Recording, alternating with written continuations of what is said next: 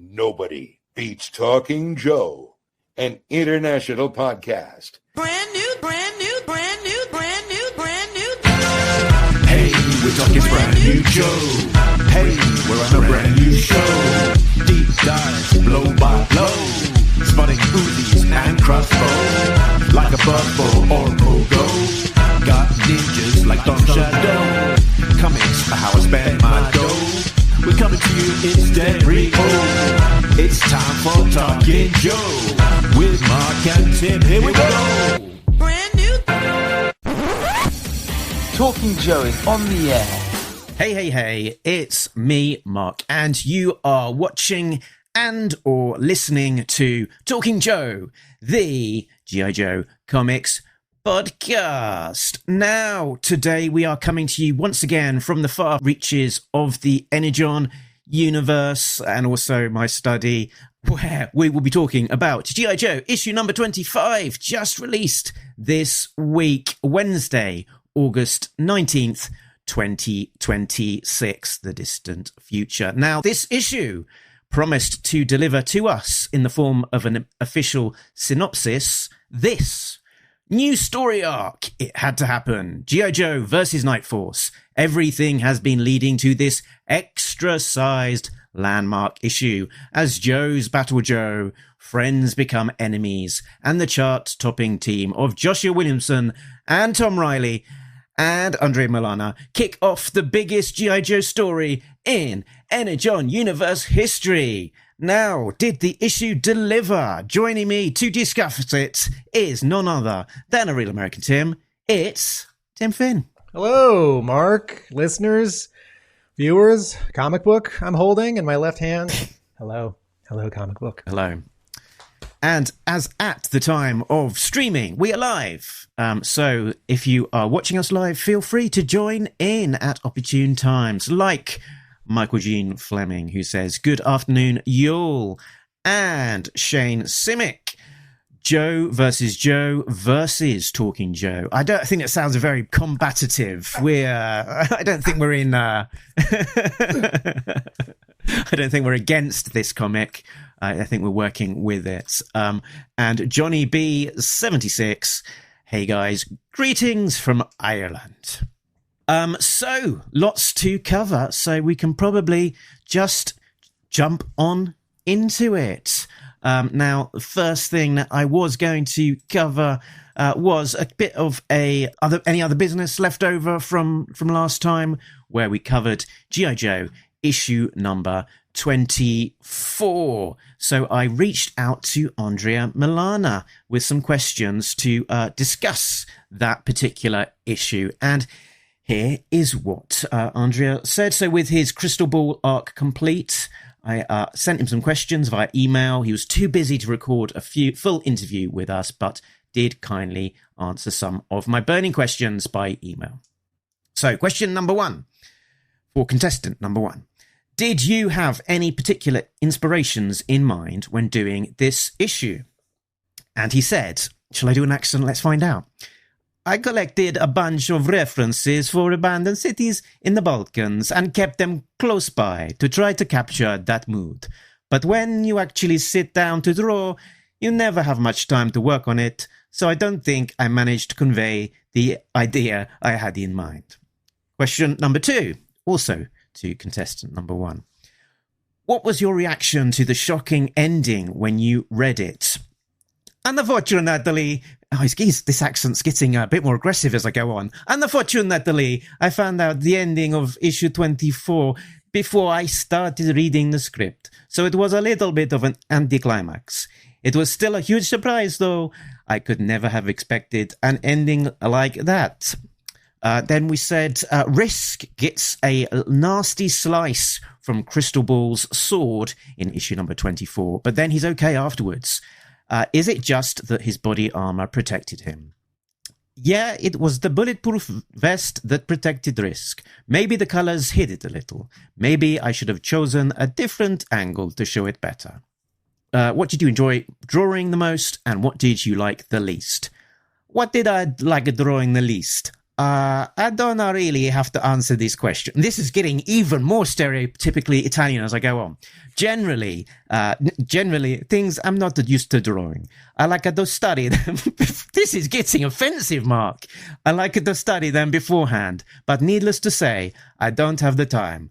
But definitely, the thing I enjoyed the most was the battle between Destro and Baroness against Crystal Ball's creatures. The action, the camera circling around them, the spiders, the centipedes, I had a lot of fun with that. And was there any small details you think that people may have missed?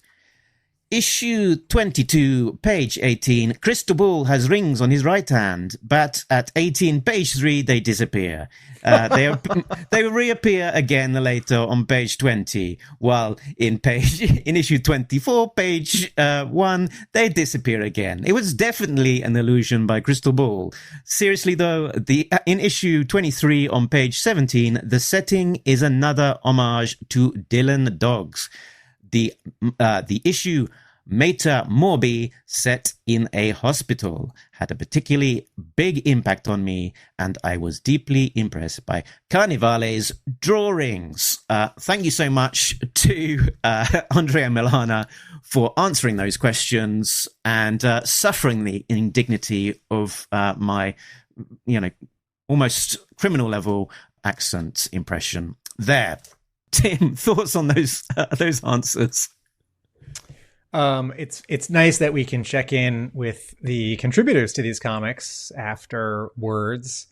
It's interesting about rings disappearing from a hand, because this is sort of a question of theory for our listeners and viewers. If you were coloring a comic and you notice on one page a small piece of costume, let's say a ring, wasn't on someone's hand and it had been, and then in pages to come, it would be again, should you color the rings on those fingers, even though the ink lines don't specify where or give them any sort of dimensionality or weight? That's just a question of philosophy and theory for all of you listeners who might pretend that you are comics colorists. Mm-hmm. That's what that makes me think of, because you could be fixing kind of a mistake, or you could be changing the intention, although the inadvertent intention, of the inker.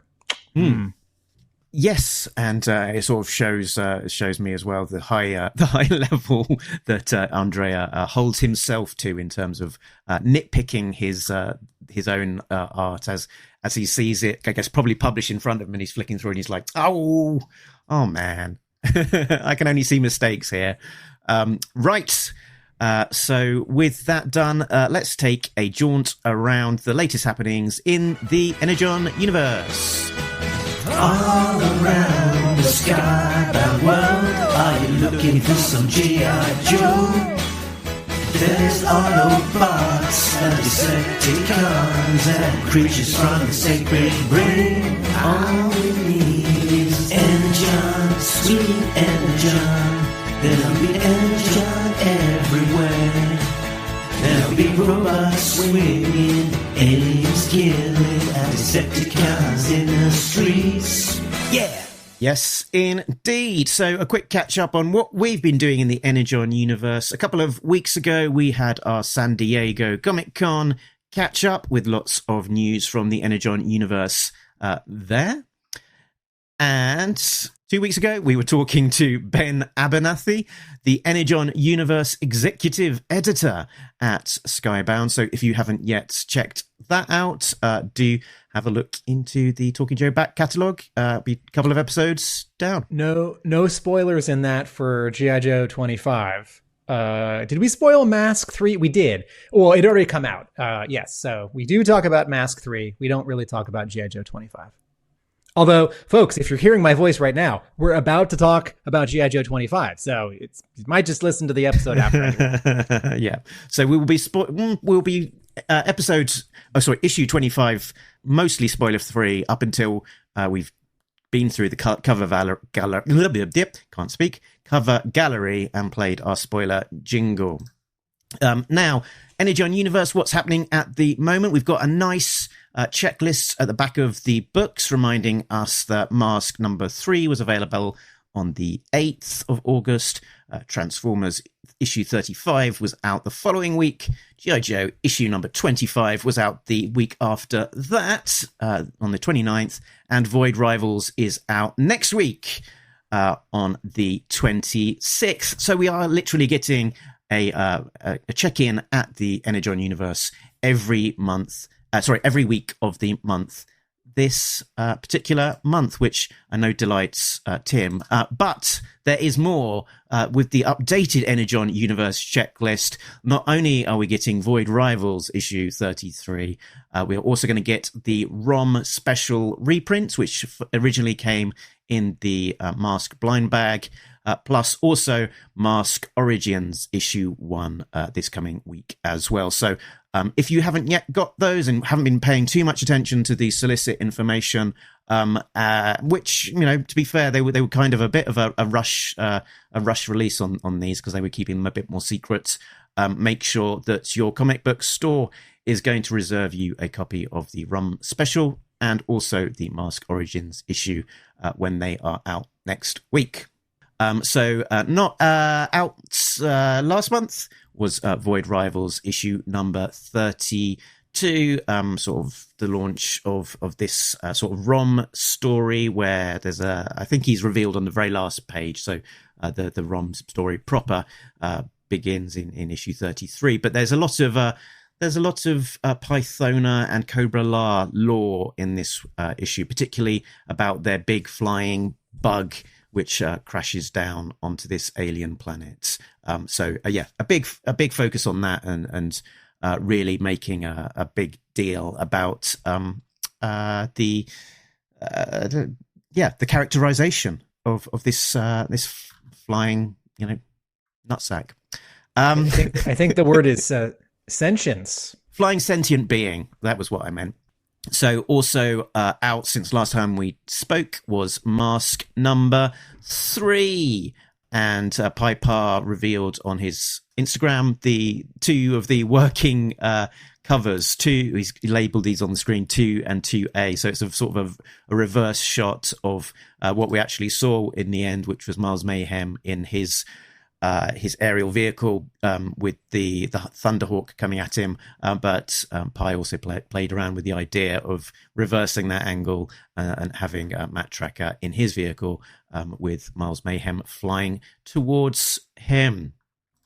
Gene points out that that issue of the Void Rivals really made him start liking Pythona. Interesting to see how they'll take the character from here. Yeah, I mean, it is, to put a fine point on it, Pythona is living her story in the pages of Void Rivals. We've seen more of her in this comic than we've seen anywhere else, and she is really quite a central character there. But lots happened in the pages of the most recent Mask issue. So Matt Tracker and Miles Mayhem came face to face.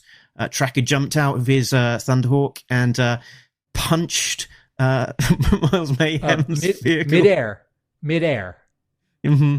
He didn't jump out of it while he's on the ground and jump up onto a plane that was like 10 feet off the air. He was in the air because his car is also a plane, and it was crashing, and he jumped out of it and landed on the front of the jet blade and punched the cockpit. Yeah. Switchblade, thank you. And punched the cockpit glass, which is one of my, definitely in the running as favorite moment in comics in 2026. Take that, Absolute DC. Gloria Baker and Bruce Sato got out alive from the peril they were in the previous issue. But here we go, burying the lead. It is Baron Karza's first appearance in the Energon Universe, sort of appearing almost like a demon that Miles Mayhem has kind of conjured up to speak with him. So yeah, because Mayhem is kneeling and there's a circle of candles on the ground. Yeah, and he's got these freaky tattoos on him as well. And the way that Baron Karza is colored, it's unclear to me if he's actually there or if he's sort of some sort of astral projection kind of thing going on. Yeah. He's not quite colored transparently, but he is colored where the blacks of all of his form are not printed as black. So, Tim, there's his character, Baron Kaza, appearing in the pages of Mask 3. Why is this significant? In the 70s, there was a toy line in Japan called Micro Change, and Mego, the American toy company, brought it to America, brought the forms to America, and gave them names and marketed as Micronauts. And this is an actual toy line. And the reason why you may not have heard of it is because it was not as successful as the other big toy lines of the 70s and 80s, Star Wars, G.I. Joe, Transformers. And Marvel started a monthly comic book in 1978. The first year of it features early work by Michael Golden. Your comic book store may still have a facsimile edition of issue 1 of Micronauts, which came out a year ago. And much of it is now reprinted in Epic collections and maybe Omnibuy. I don't know. And what was interesting about this comic is that it was set in the Marvel Universe. And so the Micronauts characters regularly met Marvel characters. And a few of the characters were either invented for this comic book or because in Fantastic Four, is Psycho Man the Kirby villain from the Lee Kirby Fantastic Four run? Is he from the Microverse? I should know this. I think the Microverse had already existed in Marvel, and so the Micronauts characters are, they show up. Anyway, Marvel invented a few new characters that weren't based on toys, and the toys were highly posable, not like Kenner Star Wars, and had magnetic parts that you could swap between certain figures. And the comic ran for, I want to say 4 years, and then was immediately replaced by Micronauts: The New Voyages, by the same writer. A bunch of early work by Kelly Jones there. Oh. And then there was a 4-issue X-Men crossover, I think. And then that was it.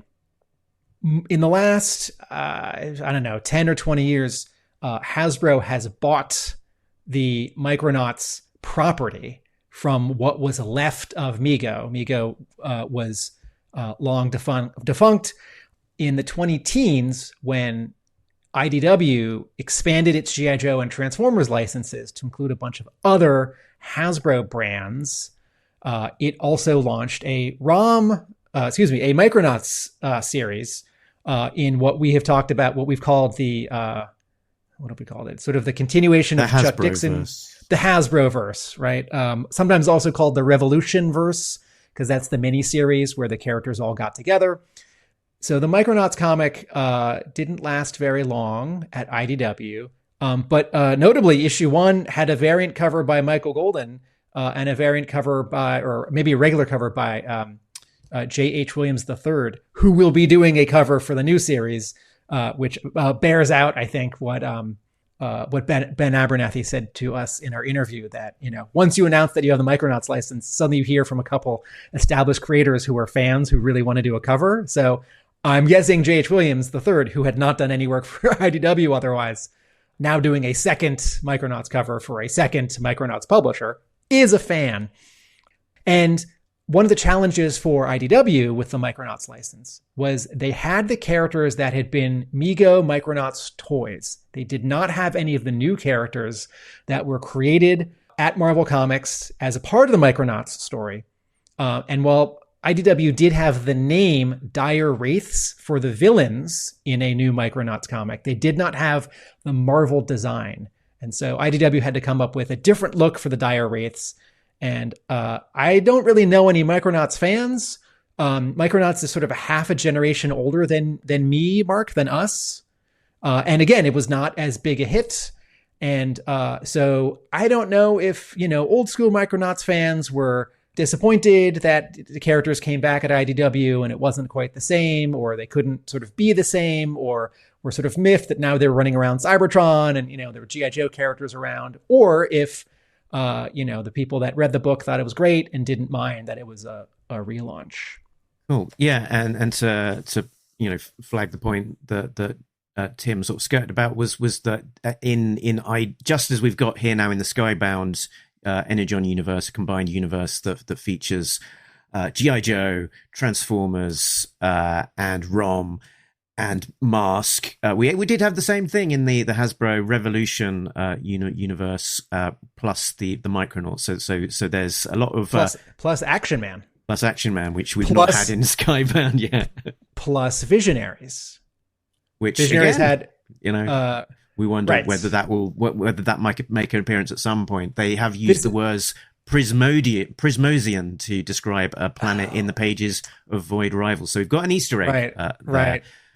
There was some interesting SDCC news and discussion and interviews, and both Kirkman and Sean Makowitz, the publisher, sort of talked about some of the behind the scenes aspects of this.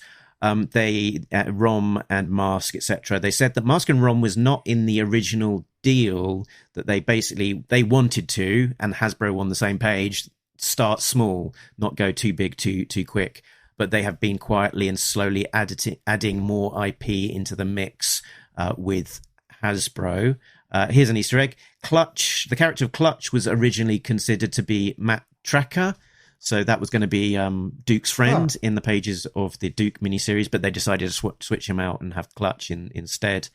And Kirkman, when talking about writing ROM, sort of noted that there were content issues, as in what was published by Marvel. A lot of that is owned by Marvel and can't be explicitly kind of brought out into new publishing. So his approach is kind of be to acknowledge almost that the backstory is there and skirt around it, but not necessarily directly call it out by name, show the design, have the character reference, but enough of it to kind of indicate that there is a backstory there that could have happened. So just to add a half a sentence to that, just as the Micronauts comic at Marvel was firmly in the Marvel Universe, the ROM comic at Marvel was firmly in the Marvel Universe. And folks, don't forget, when Marvel first published Transformers as a 4-issue miniseries, between Spider-Man appearing and the Savage Land, Transformers was firmly in the Marvel Universe until it wasn't.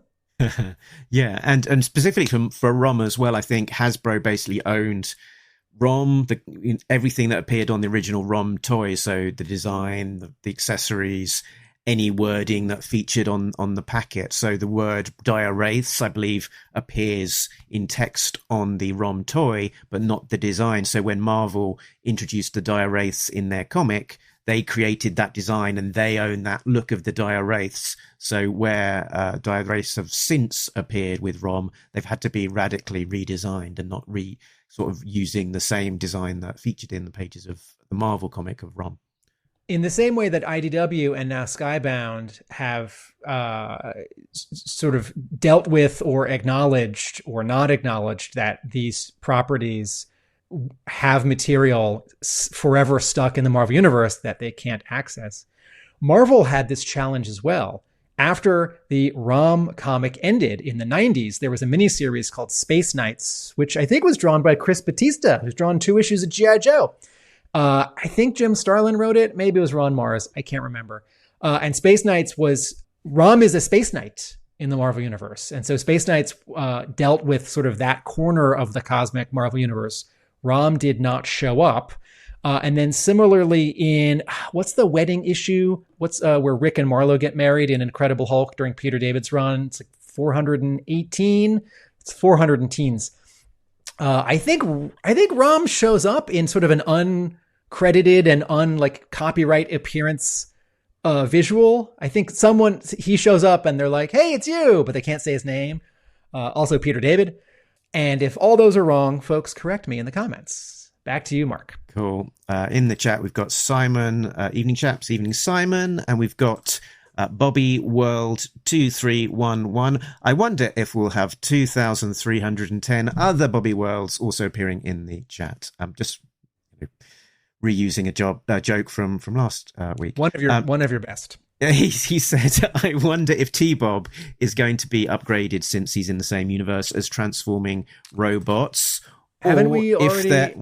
Or if they're going to keep him as that egg-shaped transforming into a Scooter type of character. And this demonstrates the importance of watching every episode of Talking Joe, because in our San Diego coverage, we had the reveal of a potentially transforming T-Bob into T-Bob Max, this cool kind of mecha-shaped T-Bob that is a bit of a promise of things to come from, as designed by Pa. I will once again offer you all my spectacular impression of T-Bob. Okay. Very good. The other bit, while I'm talking about San Diego news from my research, there was not too much talk of Energon Animated Universe, but at one point, and it's one of those things that typically the question is brushed aside, but at one point Robert Kirkman was asked about it, and he did confirm that it was still in development and that he was working with Joe Henderson on it.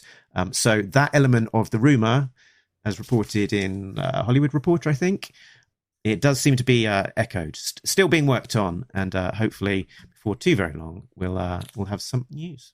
Yeah, folks, if you are feeling impatient, that was it a year ago, six months ago, there was a rumor that Skybound, this IP company that makes animated series and comics, was trying to develop an animated series for the Energon Universe. If part of you is thinking it's taking too long, why hasn't there been an announcement?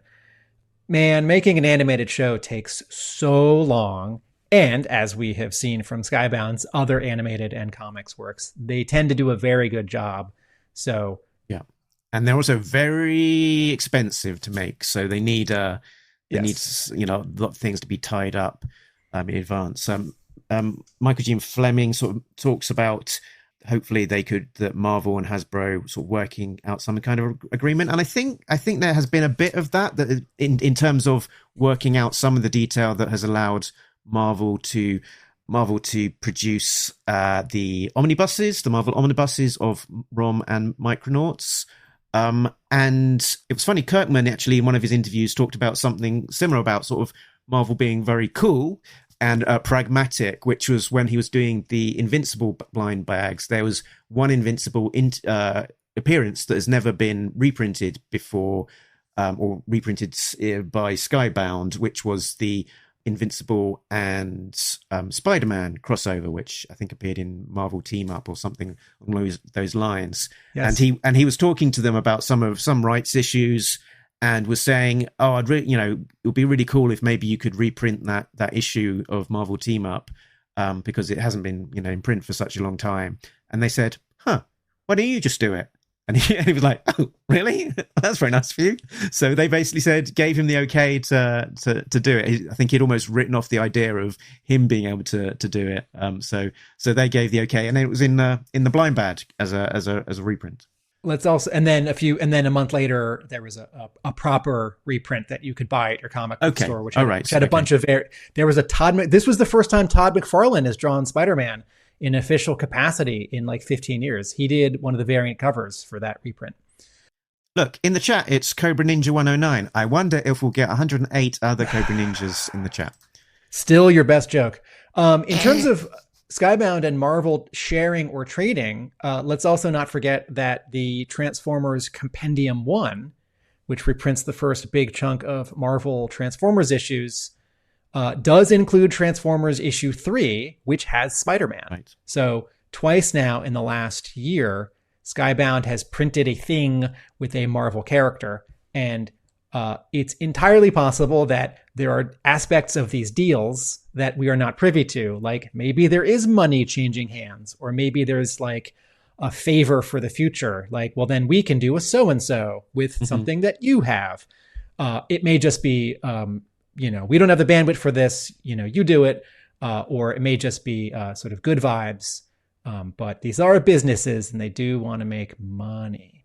So, Mask issue number 3, sort of a surprise to pretty much everyone with the reveal of Baron Karza and the promise of Micronauts to come, even if we've not seen anything beyond Karza yet at this point. And they will have a second printing of issue number 3 with that kind of vectorized cover, with a blank white cover with a vector behind it, which unusually here is by Marco Ferrari on the cover A, and not Jason Howard, perhaps because he's busy with Transformers-y stuff. Yeah, is this the second printing cover that we've seen in the Energon universe where it's a character all by themselves with a white background, not drawn by Maybe Jason Howard? But since Marco Ferrari is drawing issue 4 of Mask, having him do the second printing for the cover of 3 is a good way of sort of cross-promoting that. So this will be out September the 2nd, 2026, along with a cover B, also featuring Baron Kaza. And as Tim mentioned before, J.H. Williams is the cover artist on this one. One more thing about that J.H. Williams cover for Micronauts back at IDW. That was J.H. Williams. You know how he can draw in a lot of styles, and for some of his projects does? That Micronauts cover of Baron Karza 10 years ago was J.H. Williams drawing a little bit in a Michael Golden style, Nice. if you track down that cover. That's J.H. Williams of Promethea and Batwoman fame, isn't it? Yes. Me Kaza, S2 Kaza. Thanks, Greg. So coming out next week, ROM Special number 1, the reprint, and Mask Origins issue number 1, both reprinting the exclusive issues that were surprise reveals from the Mask blind bags. But remember, Mask Origins is already a reprint comic book because it has pages from issues over the last 6 months from G.I. Joe and Transformers. So new cover, but the insides, if you're reading G.I. Joe and Transformers, you have read these scenes before. Absolutely, yeah. So if you've got the Mask appearances from the pages of Transformers and G.I. Joe, then you've already seen this content. I don't think there's anything extra in there outside of a cover and a letter in the back. So ROM Special, we've got, so this is from Kirkman, artist Lorenzo De Felici, so the Void Rivals original creative team, and also they did Oblivion song together. Colors, Mateus Lopes, letters, Russ Wooton. I've had a preview of this, and it's a very cool standalone comic, sort of Lorenzo De Felici sort of growing in stature in my mind every time I see new work from him. So multiple covers, Lorenzo De Felici, Christian Ward, who's very into the psychedelic stuff, so it's a good fit for him on with this cover B. EJ Sue on cover C. Again, sort of an armored Space Knight type character. I think he co-create Tech Jacket? Was that EJ Sue? I think it might have been. Yeah. Cover D, Nick Bradshaw and Jim something. Charlampidis. Well done. Thank you. Nick Bradshaw, folks, may be one of these comics creators who, when there's a ROM thing, says, oh, I'm a ROM fan, because 2 years ago, Marvel did a Marvel Tales reprinting of some ROM issues where ROM meets the X-Men. Marvel Tales in the last 5 years, 10 years have been these like $7 and $8 Marvel reprints, and they tend to have a new letter at the beginning from editor Ralph Macchio, and they tend to each reprint 4 comics. And that ROM and the X-Men reprint from like 2 years ago that Marvel did had a new cover by Nick Bradshaw. Huh. This purple sort of thing that ROM's wearing, sort of a scarf and sort of a poncho. Yeah, it's like an organic alien poncho thing. I believe called Carpet, I think is his name. Is that something we've seen before in ROM? Okay, introduced for the first time in the pages of this ROM special. Okay, Mark was shaking his head no.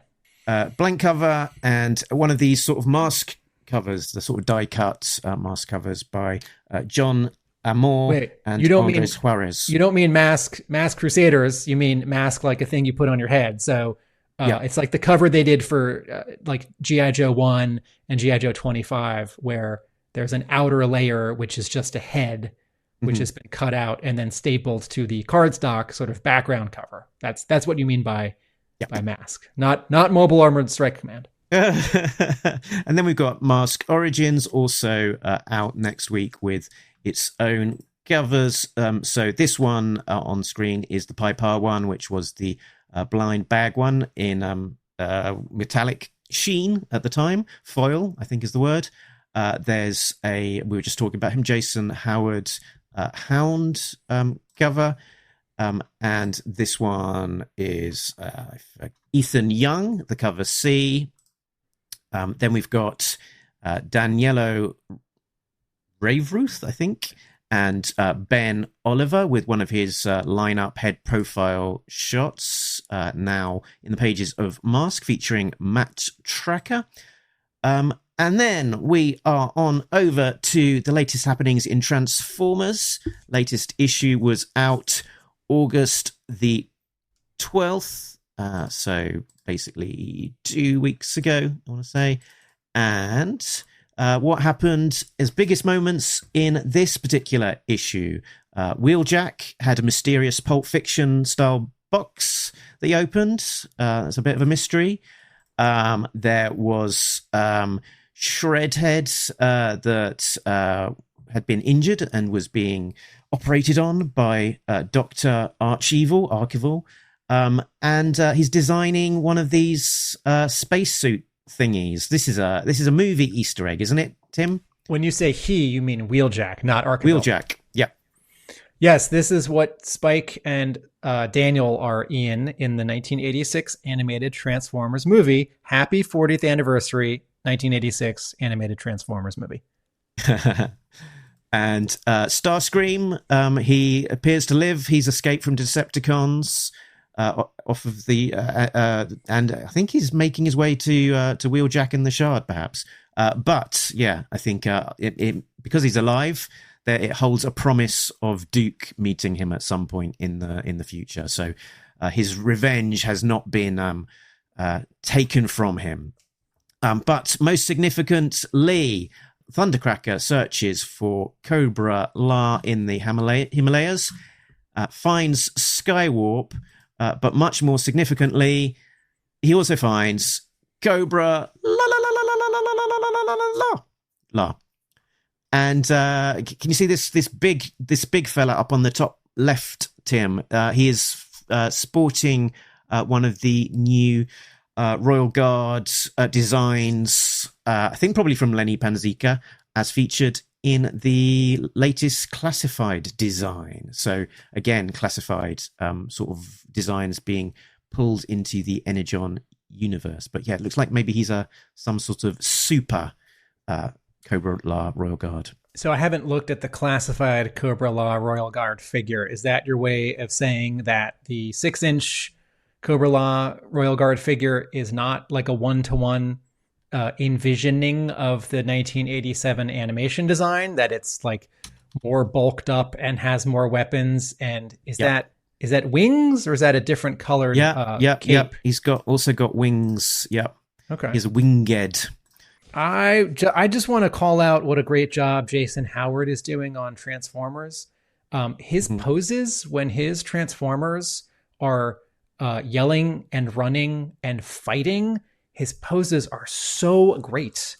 And making Transformers have energetic poses. Maybe now we're used to it because, the Daniel Warren Johnson issues 1-6 had all these crazy wrestling moves. But, if you think about like Marvel 80s G.I. Joe drawn by, Jose Delbo or Don Perlin, or even a few issues by Herb Trimpe, if you think about the Dreamwave one, characters that were really sort of anime mech, there is so much to use an imprecise term. There is so much animation in the poses. There's so much energy and a little bit of stretch in how Jason Howard draws his Transformers kicking and jumping and punching. Mark has put on screen a Hasbro photo of its 6-inch classified Royal Guard, and Man of Action 1807 says he looks like a lobster with wings. Is this toy in stores yet? I believe so. I believe this one is out. I because I'm not actively buying most of these now, I don't always keep a track of when they land in person. But yeah, I think this guy's out. He was announced quite a whiles back. So okay, yeah. So he has a black cape and wings, and blue sort of translucent or like chromy wings. Dramatic green lighting from the left side in this photo. Look at those weird green highlights on all the left sides of his shapes. They're good. Cool. Good. Here we go. This was one that Tim, you pointed out to me that on the Transformers news page they had revealed. I think it was TFW 2005. I think that was the website. Yep, that they had announced. Where are we? That they're beginning to see in-package images of the new Transformers Studio Series Energon Universe Optimus Prime. So this is an Energon Universe branded version of the Optimus Prime toy. It the word Energon Universe appears on the Hasbro packaging, and it's a retool and redeco of the Studio Series Commander class Optimus Prime, based on his appearance in Skybound's Transformers, featuring a new head and Energon's right arm, but without his trailer. So a cool figure, sort of beginning to show up in Taiwan. And nice that the toys are leaning into the world of the Energon Universe comics. I think we'll just see more and more. I think as revealed at San Diego Comic-Con, there was Shredhead from the pages of Transformers. So keep your eye out for more Energon Universe toys. This slide here, August 2026. Can you guess what this slide is trying to tell us, Tim? This is how many comics Joshua Williamson has written, published in the last in August of 2026. So he wrote. So he co-wrote DCKO. He is writing the monthly Iron Man. He is writing the monthly Superman, which is great. He is writing the monthly G.I. Joe. He's writing this current Wolfman miniseries for the Universal Monsters imprint at Skybound. That Mask thing is a reprint. I don't know how many of the DCKO All Fight specials. That was like 4 issues by themselves, and then also 4 issues from regular series. And then there was he wrote the Night Fight miniseries. That's what's included in that Battle Royale collection. Williamson wrote a 4-issue Batman miniseries. It's sort of what Batman does, like between issues 1 and 5, or like between 2 and 5 of DCKO, drawn by Dan Mora. So Joshua Williamson is very busy. Indeed. And also out, as written by Joshua Williamson, this month they reprinted Skybound reprinted some of the Night Force issues ahead of their appearance in issue number 25. So we had a third printing of G.I. Joe issue number 7 featuring Beachhead, a second printing of G.I. Joe issue number 12 featuring Shooter, and a second printing of G.I. Joe issue number 18 featuring Roadblock. You know what's interesting about those two those reprints of 18 and what's the slide before it? 12. Marco Speaking of Marco Federa, who draws comics professionally and lives in Italy and drew these 2 issues of G.I. Joe, amongst others, is watching us live right now, and in the comments said, "Yeah." Interestingly, these 2 issues with the Jason Howard covers with one character and a white background are shipping with an extra white protective outer cover, which is something that I've seen a little bit with some Image books and I think DC books in the last couple of years, where maybe it's like white cover cardstock for like a sketch cover, or there's some kind of like shiny reflective thing, or it's just a shiny, just a bright white cover, and you don't want it scuffed, which is very nice of them. But as a store owner, I feel kind of bad pulling it out of the box and then tearing the outer cover off. It doesn't say anything. There's no barcode. There's no logo. It's just white, just a thin white sheet all over. Yeah. But it's part of they're not staples, but it's part of the staple job. And you sort of gingerly tear it off. And then there's the Jason Howard cover. So if you want to sell it, you have to tear the outer cover off so people know what it is. Yep. Yeah, I've seen it as well. Particularly the blank covers there, it's because it's so blank, and also the material is not as glossy as a regular cover. They're sort of very susceptible to just getting a bit of rub and just picking up a little bit of color and then not being completely perfect. Skybound have also put out some details of their NYCC 2026 schedule. Transformers and G.I. Joe, what is next for the Energon Universe on October the 10th, 2026. Saturday, October 10th, 2026, 11:15 a.m. to 12:15 p.m. Room 406.2, the Energon Universe in Chaos. Join superstars Robert Kirkman, Dan Waters, Tom Reilly, Jason Howard, and Connor Hughes as they unveil what the future holds for Skybound and Hasbro's record-breaking shared universe featuring Transformers, G.I. Joe, Void Rivals, and Mask, moderated by Ben Abernathy. Hey, I could go to that. Hey, you could moderate it. No. Ben Abernathy will moderate it. I might just be in the front row sketching people up on stage. But I will be at New York Comic Con on the Friday and the Saturday this year. I should say I have tickets and am planning to go. Who knows what'll happen between now and then, but assuming all is good, I will be there. And while this kind of panel, I don't feel a strong urge to go to, because if they give away freebie, that's fun. That's not something I need. And if they have scoops, that's not something I have to hear the moment it's announced. I'm happy to read about it on the internet that same day, or read about it in actual comics several months later. But I'll be there, and I don't have anything I have to do this year at New York Comic Con. So why not? Also, it'd be fun to say hello to some of these people in person who have been on the show, or the one person who's been at my store, to say hello in person again. Good.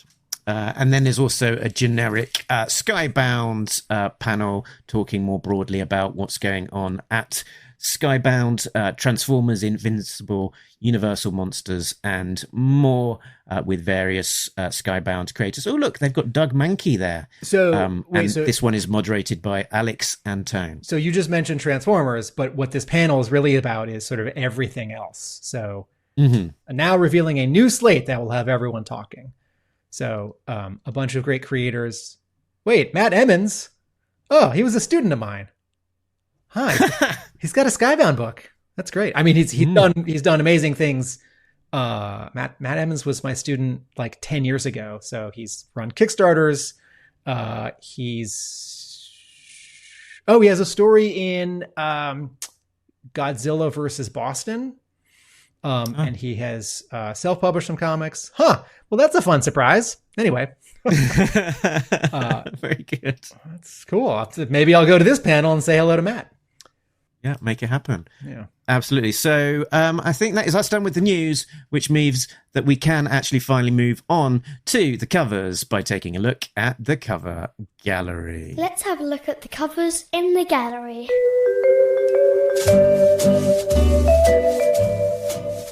G.I. Joe 25 cover A, drawn and colored by Tom Reilly. It's a wraparound. We see that same blue sky that we saw in the Dreadnought War, with sort of a, top 2/3 is a big open sky. Bottom third is some tan, sandy, light beige dirt. On the left half are Night Force, heading towards the right, including a Skyhawk piloted by Shooter. On the right, aiming to the left, are established Joes, Stalker, Baroness, Covergirl, Duke, and Risk. In the middle, not exactly at the center line, but just about at the center line, are Hound, and up on his, and he's surprised, and up on his shoulder is Clutch. So in each of these characters gets to face off with someone on the opposite team. So all the way on the bottom, you've got on the left, Beachhead, who's got a pistol and a knife, and he's crouching forward, but then sort of at his same altitude. On the right side is Stalker, who's sort of kneeling back, and he's got a machine gun. Lady J's going to face off against Baroness, etc. And sort of in the center of it all is Flint versus Duke. And their poses are more mirrored of each other than sort of anyone else's. There's a little bit of atmospheric perspective happen, which is another way of saying color perspective on the tank, which I guess is a Mobat, and Hound and the Skyhawk, where those lines are not black. They're like a sort of a dull, dark gray, dark blue, so that they appear further in the distance, the same way that the mountains along the horizon line are similarly knocked back and hazy.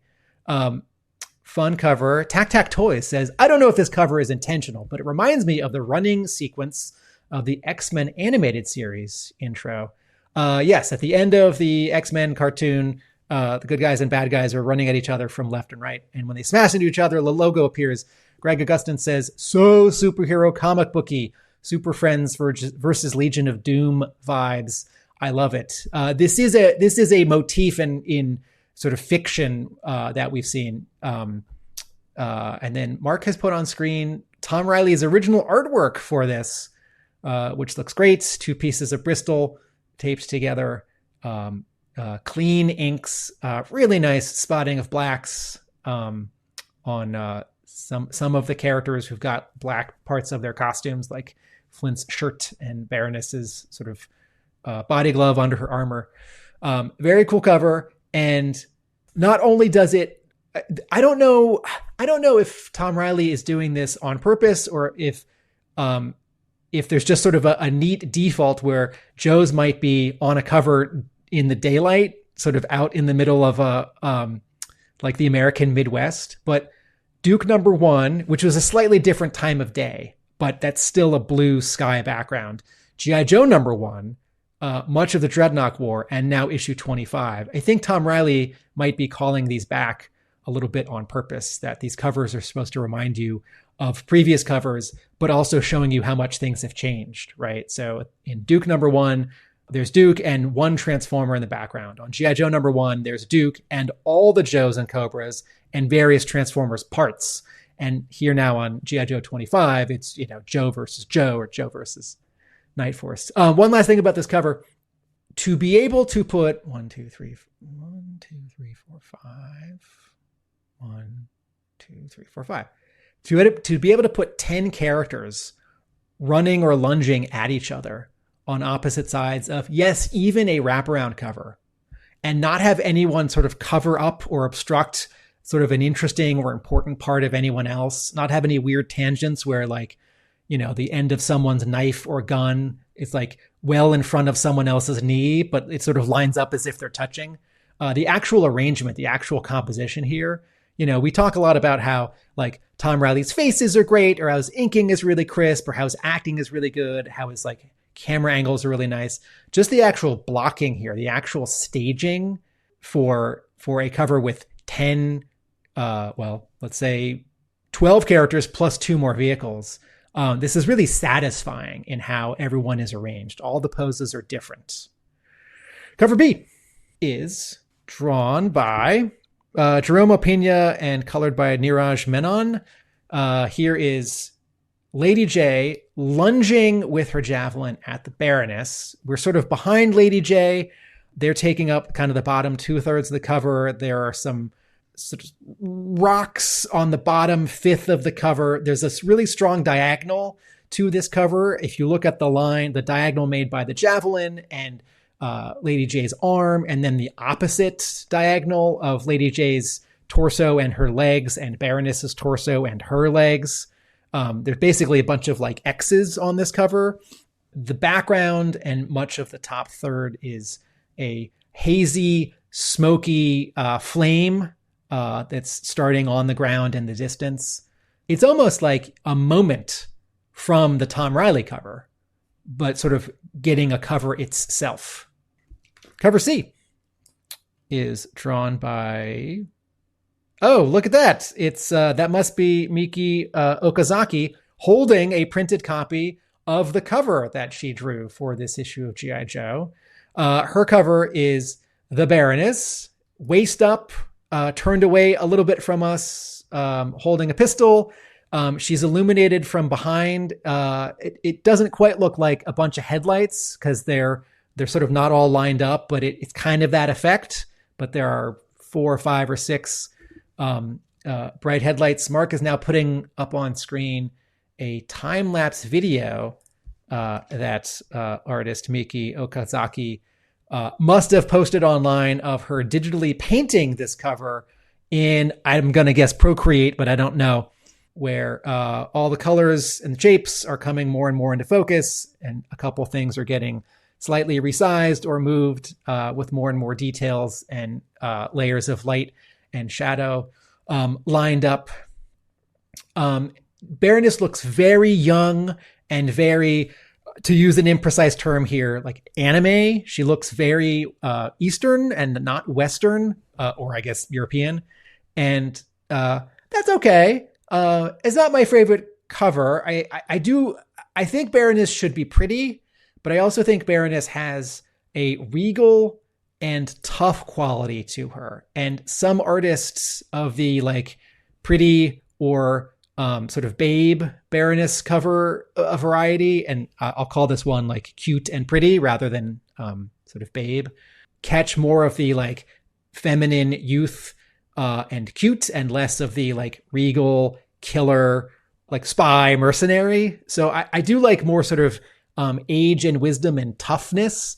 This is, I'm sure where telepathically Mark is telling me to point out that Baroness does have her beauty mark here on her the left side of her face, our right, just below her lips. Yeah, I did pick. One of the reasons I posted the Instagram photo of the artist posing with the cover was possibly that there might be a little bit of the artist's own reference looking in the mirror, sort of seeping into the image there, just in much the same way that in Sean Phillips illustrated books, there's an awful lot of guys that look like Sean Phillips. So maybe we can cross these two things halfway. Maybe Sean Phillips can do a G.I. Joe cover. He's far too busy drawing a book that he half owns. Cover D is by Fadime Yildirim.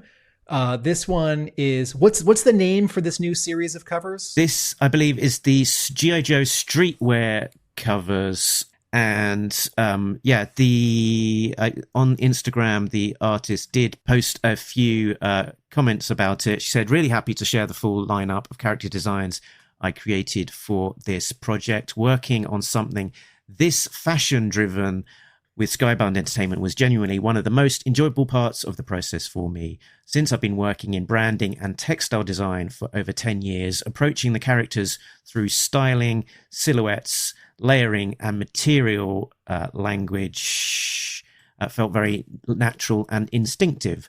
Before starting the actual designs, I built separate mood boards for each character to really define their energy and visual identity first. Throughout the series, I wanted to balance operational and military-inspired influences with a more contemporary streetwear aesthetic. Some details were even inspired by silhouettes and pieces from my own past fashion design work, which made the process feel even more personal to me. This project gave me the chance to fully think like a designer again, and honestly, I had an incredible time working on it. I hope creators can feel the energy, attitude, and little details I tried to bring into each character. A huge thank you to Ben Abernathy. The way you understood my fashion-orientated approach and gave feedback accordingly made me feel very comfortable and creatively free through the whole process. Thank you again for giving me this opportunity. You were genuinely one of the kindest and most understanding persons that I've worked with, and I truly hope we get to work again in the future. So on Instagram, the artist shared a couple of her sort of work in progress pictures and mood boards, as she describes them. She's got 6 covers across the next 6 issues, covering the core G.I. Joe team there: Duke, Baroness, Flint, Lady J, Risk, and Covergirl. they're all lined up. And there's the second mood board there looking at Duke. So these covers are exciting and highly unusual. And so if I put on my grump hat, if I'm going to be a grump, I would say, who are these for? You know, G.I. Joe fans and readers are reading like a military action comic, and all of this stuff should be functional. And fashion is a mixture of function and aesthetic of how things look, you know, things that catch the eye. And you might look at this first cover with Duke, which is a 1:25 ratio variant, and see that his boots look more like sneakers, and, you know, sneakers aren't going to last as long as boots. Or look at his jacket, which is a little loose, and then it's got like a bandolier sort of belt of pouches like slung over it in a, like, you know, athletic fashion-y way. And you might think like, well, that doesn't make sense, because that's going to sort of keep his jacket pressed against him, and he can't like zip up and down his jacket. Or you know, someone might look at his face and say, he's too young, he's too pretty, not my Duke. And very, very quickly, in like a couple seconds, all those things flashed through my head when this cover and these covers were first posted online a month or 3 ago. Marvel has done a bunch of fashion streetwear variant covers. And my reaction to these is, well, they're not for me. It's not my thing. But I know so little about fashion that I'm not actually well equipped to critique these. And I can certainly critique them as like an established G.I. Joe reader who's got a lot of toys and comics. But these like comparing these designs to like any costume that Duke has ever had in comics or toys is beside the point. Like, these are meant to be fashion pinups by someone who has a completely different tradition. It's sort of like, you know, that there's this artist, Mr. Garcin, or M.R. Garcin, or Garcin, who's been doing these collage variant covers for Marvel in the last 10 years, like final issues and first issues, where he's like cutting up covers and panels. So like a Black Panther cover, it's all like a big collage of like Black Panther made up of like tiny cutouts of like Black Panther from old comics and new comics. He's done this for Spider-Man and all sorts of characters. And it's a very artsy approach where you like kind of just want a drawing of Black Panther, or like Black Panther fighting Claw, or Black Panther like standing on a mountain. And it's like, who, getting back to the G.I. Joe fashion covers, could these be exciting for someone who's either new to G.I. Joe, or someone who, like Mark and I, likes all the sort of traditional G.I. Joe trappings, costumes and gear and quote realism, but also has like a broader acceptance for what could be G.I. Joe, right? You know, we've got like designy silhouette covers, and we've got covers where it's just portraits of their faces and heads and shoulders in front of a wall by Ben Oliver. These are not my thing. These characters look sort of too young and pretty. And the costumes like sort of don't work. But I'm aware of how big fashion has become in culture in the last 10 years. Like, remember magazines? Remember print magazines? So I actually have a subscription to Rolling Stone, which is still published. And like 2 years ago, they were like, oh, by the way, we're going to spend a lot more time and pages every issue doing on fashion, because like actors and musicians and celebrities are spending a lot more time on their online videos and showing up at award shows like in really interesting and crazy clothing as art, clothing as performance, not just like, which designer are you wearing? Or like, is that a pretty dress or pretty tux? And so, not my thing, but you know, Skybound, there are plenty of covers that like a grump like me can be perfectly satisfied by. So, yeah. And you know, if you really, really don't like it, it'll be done in 6 months. Yeah. In 2025, you don't have to get it. Next up, where are we? Is the D This is Michelle Rubini and Annalisa Leone. It is Beachhead versus Stalker. They're in a bombed out city, daytime, hazy light blue background. We are kind of like that B cover with Lady J and Baroness. We are sort of behind Beachhead, who's like 2/3 full figure, crouching forward, 2 knives. Stalker has 2 knives. Greg Augustin in the comments says Ranger versus Ranger. And this cover has a lot more yellow in it than either the A or B covers. And then we're up to A, B, C, D, E, F. Okay, we're up to cover F. Is this 1 in 100, I think, isn't it? Yes. Rubini was 1 in 50. So John Boy Myers is 1 in 100. So this will be like shiny foil. And this was revealed at San Diego Comic-Con, right? But hadn't been revealed up until then. Strong diagonal here. Almost a full figure of this new character, Major Medusa. It's not Madame Medusa, right? People want to keep on saying Madame Medusa or Mistress Medusa, but yeah, she didn't go to military academy for nothing. She's Major Medusa. So this is a blonde lady with red eyes, not glowing red eyes like Megatron. I mean, like human eyes with the white part, but then the color part is red. Green lipstick. She's got a tight black or maybe very dark blue sort of baronessy uniform, but she has a hood with some stripes on it. And behind her is the Cobra logo and a bunch of sort of glowing, like geometric, glyphy, electric dark blue stuff. But her fingers and arms are out as if she's casting a spell, and wrapped around her arms and legs, but sort of coming at you to attack, are these like glowing green snakes, which is an ability that Crystal Ball had in the previous 3 issues. So ... We'll talk about this more. Yep. And this is by John Boy Myers on his website today. I think he might have put these on live, johnboymyers.com. You can get these direct from the artist with a certificate of authenticity. I think he's selling these at about $100. Something in that kind of realm. So it says AP on the bottom right next to 25. Oh, right. That must be like artist proof. But proof. Thank you. But an artist proof is like the early editions of a print that the artist prints before they like say yes, and then they like do the full run. So I don't exactly know what that means here, because otherwise it sort of seems like it's the same comic that you could get maybe at it your means store. a consignment given to the artist rather than necessarily a proof per se. Okay. So there we go.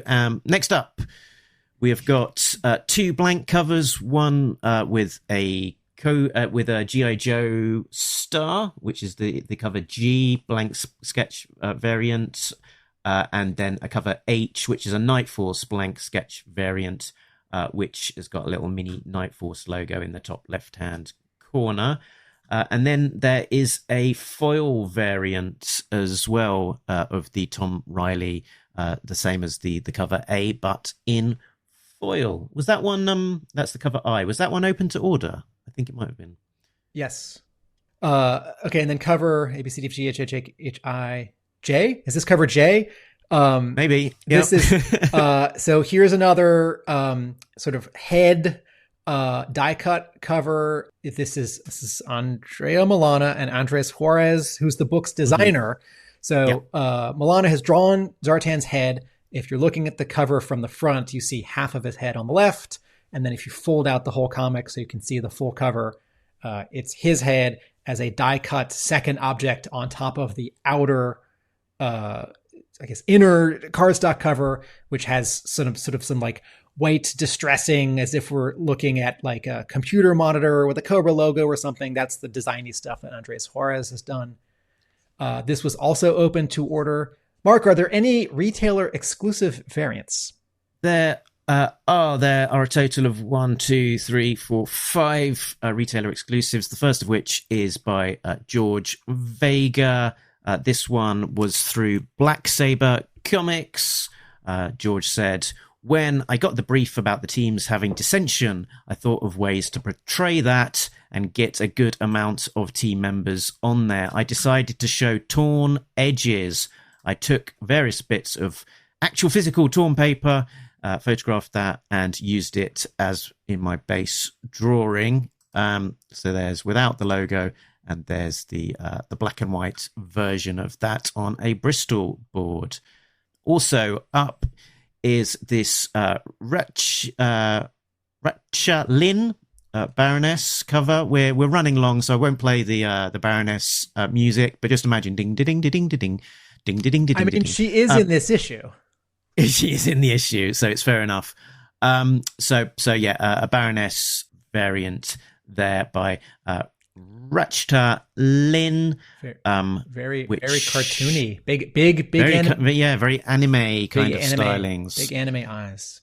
This one is available at Dallas Fan Expo, which runs September the 11th to the 13th, or online from Wambulance Comics, which is like ambulance with the letter W at the very front of it. Now, there is also, well, as I say, there is a total of 1, 2, 3, 4, 5 retailer variants, George Vega and Racha Lynn, which we have seen, but there is also Cedric Poulard, Jonathan Knight, and Tiago da Silva, which at time of recording, we have not seen any of those three. So there's 3 mystery covers still TBC, which may come out at some point in the future. Possibly, if I was to make a guess, these might be being held back as New York Comic Con exclusives, would be my guess, but we'll see. Can you go back 3 slides to the George Vega art, the Bristol? All right. Folks, if you're curious, if you read my convention reports about Joe Fest in June in Augusta, in part, I think it's 3, I stopped by George Vega's table and we talk, and I said, he showed me a cover upcoming that's top secret, and it's this one. This is what he showed me. Okay, very good. Cool. You want a spoiler jingle? Well, we'll look at the creative team of this issue. So this issue was brought to us by writer Joshua Williamson, artists Andrea, Milana, and Tom Reilly, colorist Lee Loughridge, letterer Russ Wooton, editor Ben Abernathy, publication design Andres Juarez, and production is Abigail Lee. So we're going to get deep into the insides of this comic. And before we do so, let's just play a little spoiler jingle. Watch out! There's spoilers ahead! Turn back before it's too late! Now, what better way to get into this issue by having a look at what happens in it? And we'll do so via the medium of a plot breakdown. Plot breakdown. We open the story to the Night Force team on a practice mission against snake armor robots. We are introduced to the team of Flint, Lady J, Beachhead, Shooter, and Roadblock. We recap the events of G.I. Joe up to this point from the Duke miniseries through to present day. And Baroness walking in on Hawktan, or Zartalk. Which one shall we get into a meme? Cutting the throat of Crystal Ball. Zartan sounds the alarm. Baroness is working with Cobra and has assassinated Crystal Ball, he tells the Joe team. She makes an escape up the levels of the pit, past her Joe teammates, and away on a motorbike. Elsewhere, at Cobra's HQ, Major Medusa makes her debut, demonstrating to deadly effect dire tech. Back at the pit, Hawk orders the Joes to kill the Baroness, something that they don't agree with. And at her fancy yacht, the Baroness is found by the Night Force team, who also have orders to shoot to kill. As she tries to convince them of Hawk's sus factor, Duke's team arrives to rescue her. And as Hound has her in his hands, the newest member of Night Force is deployed. It's G.I. Bat. Dun, dun, dun. Whew. Where do you want to start, Tim? Just an overview of the object. This is an oversized issue. It's not $3.99. It's an extra $1. It's $4.99. This is 30 pages of comics, not 20. This is the return of Tom Reilly after an arc drawn by Andrea and Milana. They seem to be alternating, which we think is great, with some additional support by very, very talented other artists on the series, Marco. And this issue, there are 11 pages drawn by Andrea Milana and 19 pages drawn by Tom Reilly. And so we are getting almost, if we round up to 20, we're getting a normal Tom Reilly's worth amount of comic for a return for him returning on the book for hopefully the full arc. But because it's longer, Milana, who just did some issues and is the other series regular artist, is here to do the opening scene and also some pages here and there throughout. And Mark, you and I have talked about how, sort of against our earliest impressions, these two artists do, I wouldn't say they draw similarly, but there's a lot that they have in common. Well, I guess that's just saying the same thing with different words. You wouldn't think they draw similarly, but they do. Yeah. Sympathetic, yeah, I think is more than similar, that they've definitely got different styles, but those styles gel well together. I just looked ahead to the solicit for G.I. Joe issue number 28. We've not gone and sort of gone into lots of detail about the very latest solicits as revealed yesterday. But G.I. Joe issue number 28 solicits for the November issue did come out. And on the art for number 28 is Tom Reilly. So I think we are getting a good few issues from him in a row, which is great, because I do feel spoiled seeing Tom Reilly art. Yes. There's still a part of me I'm still pinching me that Tom Reilly, it's like, no, surely you want to leave G.I. Joe and go draw something else, right? And folks, if you're like, well, Tim, why don't you believe in G.I. Joe? You got to understand. Think of me sort of forever as the kid who was reading G.I. Joe in 89 through 94, where the series would get an artist and then they'd leave. And over those years, G.I. Joe at Marvel was quickly becoming one of Marvel's lower selling books. And it's harder to keep the exciting or veteran or famous artists. And you tend to get new people or less experienced people. So part of me is still like, well, surely this is the book that people don't want to draw, right? Because like G.I. Joe is sort of embarrassing, right? It's like, no, Tim, you're not 13 and G.I. Joe's not embarrassing. G.I. Joe's awesome and people like it. Okay. I was struck by how the story started with Night Force, Mark, even though it sort of feels like the cliffhanger at the end of the previous issue demands or suggests that we'll pick up in the pit with the regular G.I. Joe team, with Baroness. They definitely give us some delayed gratification to picking up. These first few pages I think are great, because there's a couple of distinct kind of sequences which are getting us completely up to date with the Night Force story, the G.I. Joe main team story, giving us some new content and a fun action scene before then getting into let's pick up back in the pits.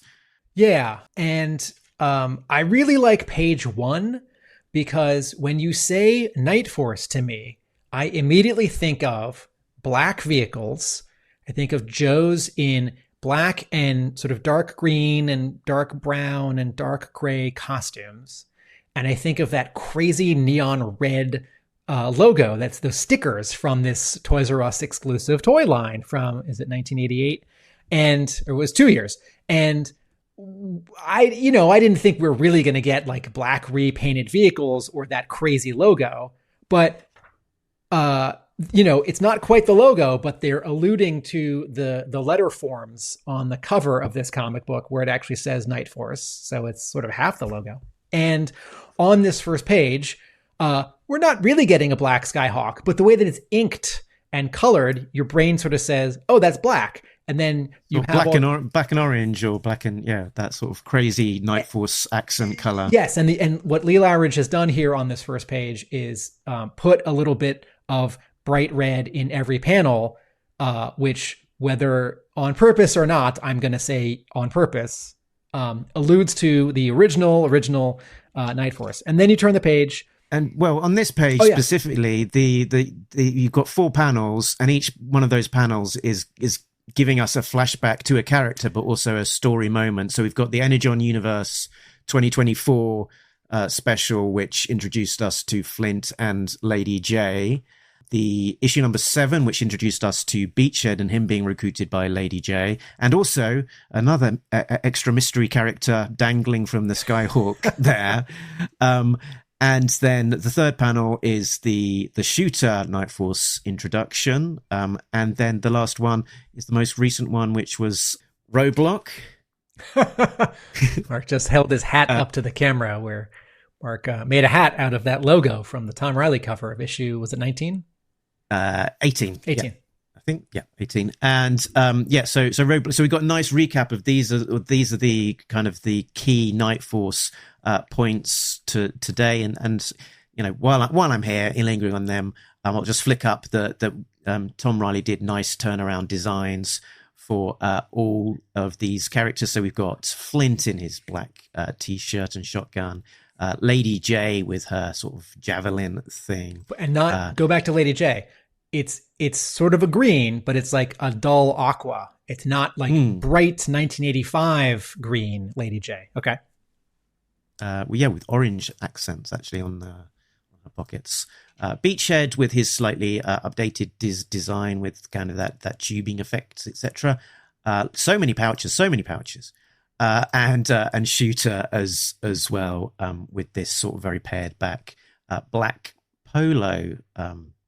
So we're sort of introduced to the Night Force team, and then we don't waste any time. We're in this introduced to this amazing splash page, which first speech bubble, Night Force logo. So the thing that I didn't think I was going to get.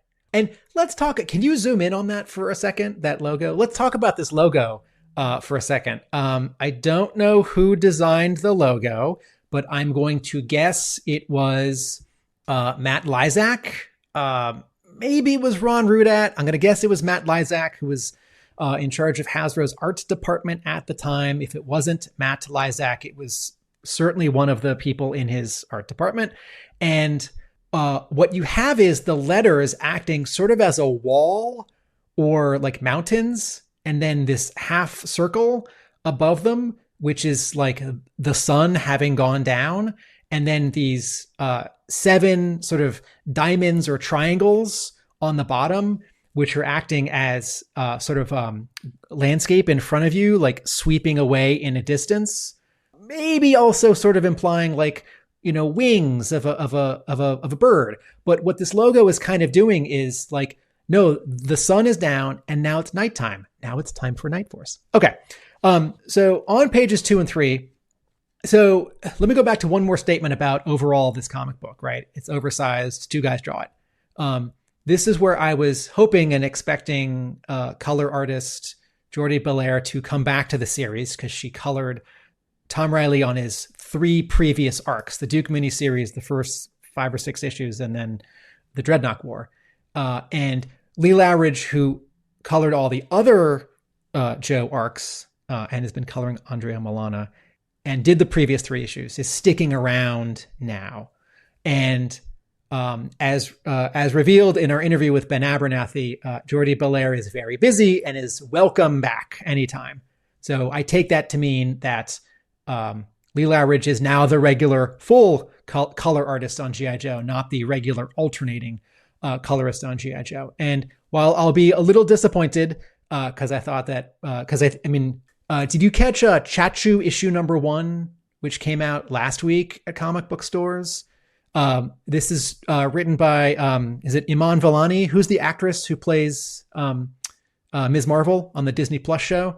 So she co-wrote a Ms. Marvel miniseries a year ago and is now solo writing her first comic, which is this Image series that's like semi-autobiographical, but there's also some crime elements. And Jordi Belair is coloring it. And so even though I don't have Jordi Belair coloring G.I. Joe, I am getting a dose of Jordi Belair right now every month. Anyway, Lee Loughridge is a really good fit for Tom Reilly, as we already saw on issue 21. And while I like the more experimental and crazy things that Jordi Belair does, where a panel might be all like mint blue and like neon cantaloupe because someone's like firing their machine gun or something. It's like crazy blue, crazy orange. And Lee Loughridge's colors are more naturalistic. He is doing interesting things like this sort of old school 80s Night Force color scheme on the first page. And then you turn the page and you've got this sunset. And then you get to the 2-page recap spread by Andrea Milana, where it's this like sort of rainbow where every panel is 2 different colors, like orangey, purpley, greeny, yellowy, bluey, and so on. So Lee Loughridge is thinking about colors, changing colors for each scene, reflecting emotion. Not as crazy as Jordi Belair, but very, very handsome work. And not only do I want a good colorist, I want consistency. So I'm really happy that it's not like a different color artist every issue for the next 10 issues, but Lee Loughridge we've seen in catalogs coloring the next at least 3 issues. Okay. My other reaction to this opening spread is Shooter has a sniper rifle, and it feels like the staging here, if she's on a snake, do you just call it a snake if it's by itself? If it's not armored, do you call it a snake or a snake bot or freestanding snake? An autonomous snake, a snake. She's standing on one that's toppling over and she's shooting another one. And she is looking through her scope, and she is on G.I. Joe. So she's the best of the best, the best. But I do think of snipers as sort of Overwatch, further away and in something that's stable, like the roof of a building, not in the middle of the battle, sort of right next to where Roadblock is shooting. So maybe for sort of quote realism's sake, she could have like a regular machine gun here and her sniper rifle could be slung over her shoulder. I'll also pretend that a little bit of this scene is like still sort of fantasy or a montage, that these characters are being introduced, not exactly what's literally happening, but like, hey reader, this is Night Force and we're catching up with the story in progress and they're taking out snakes. Yeah, and maybe the objective of the mission, the training mission that they've been sent here, is they've got to move forward as a tight unit, and part of that is that she's got to be a little bit closer than they normally would be, or whatever. But they talk about this introduction sequence is all of the Night Force against the snakes, and it feels a little bit like an echo of G.I. Joe issue number 1, where the other G.I. Joe team were sort of jumping out of an aircraft and with jetpacks and fighting against drones as their kind of test mission before they go into the field. A sort of a test that didn't go quite so successfully, and I think they call that out in this sequence as well. Beachhead says, didn't Hawk use baby drones to run drills on Duke's team and they still botched it? So there's a bit of rivalry here between the two teams that they've kind of established. But we are introduced to snakes. Where did the snakes come from? So they were seen in this series previously. So when back in Duke, I think this might be Duke, all the way back in Duke number 1, maybe, when Duke first sneaks into Mars, he does see some snakes being created by Mars Industries, and they allude to the fact that that's where they found these things, from the deserted Mars Industries. They also featured prominently in the back cover to John Boy Myers' Destro number 1 variant cover.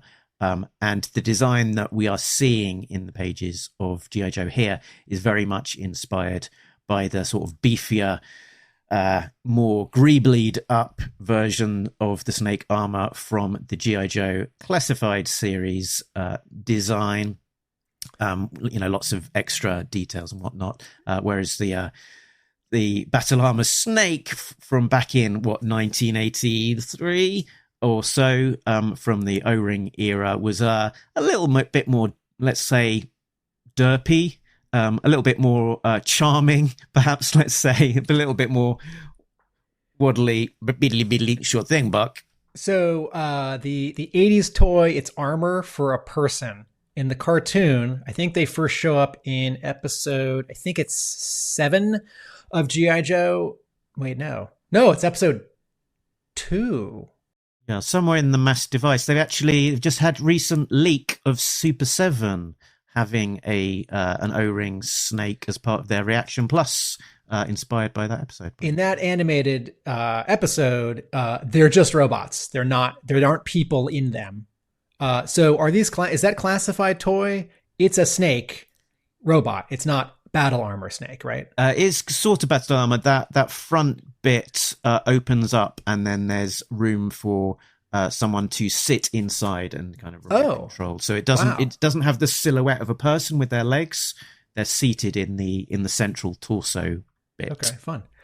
Oh, and the other thing I was going to say about this sequence was that it echoes back to the first appearance of Flint and Lady J back in the original G.I. Joe. Is this 38 or so? It's the Tomax and Zaymot introduction issue, which opens up with Roadblock, Lady J, and Flint on a training mission against some Hiss tanks, which they take down with some help from Flint in a new experimental armadillo. So nice way, and sort of this is probably entirely coincidental, but the first time that we are introduced to Flint and Lady J back in the day in the 80s, it was also on this kind of training exercise against decoy robotized things. That's great. All right, so you want to go to the 2-page recap?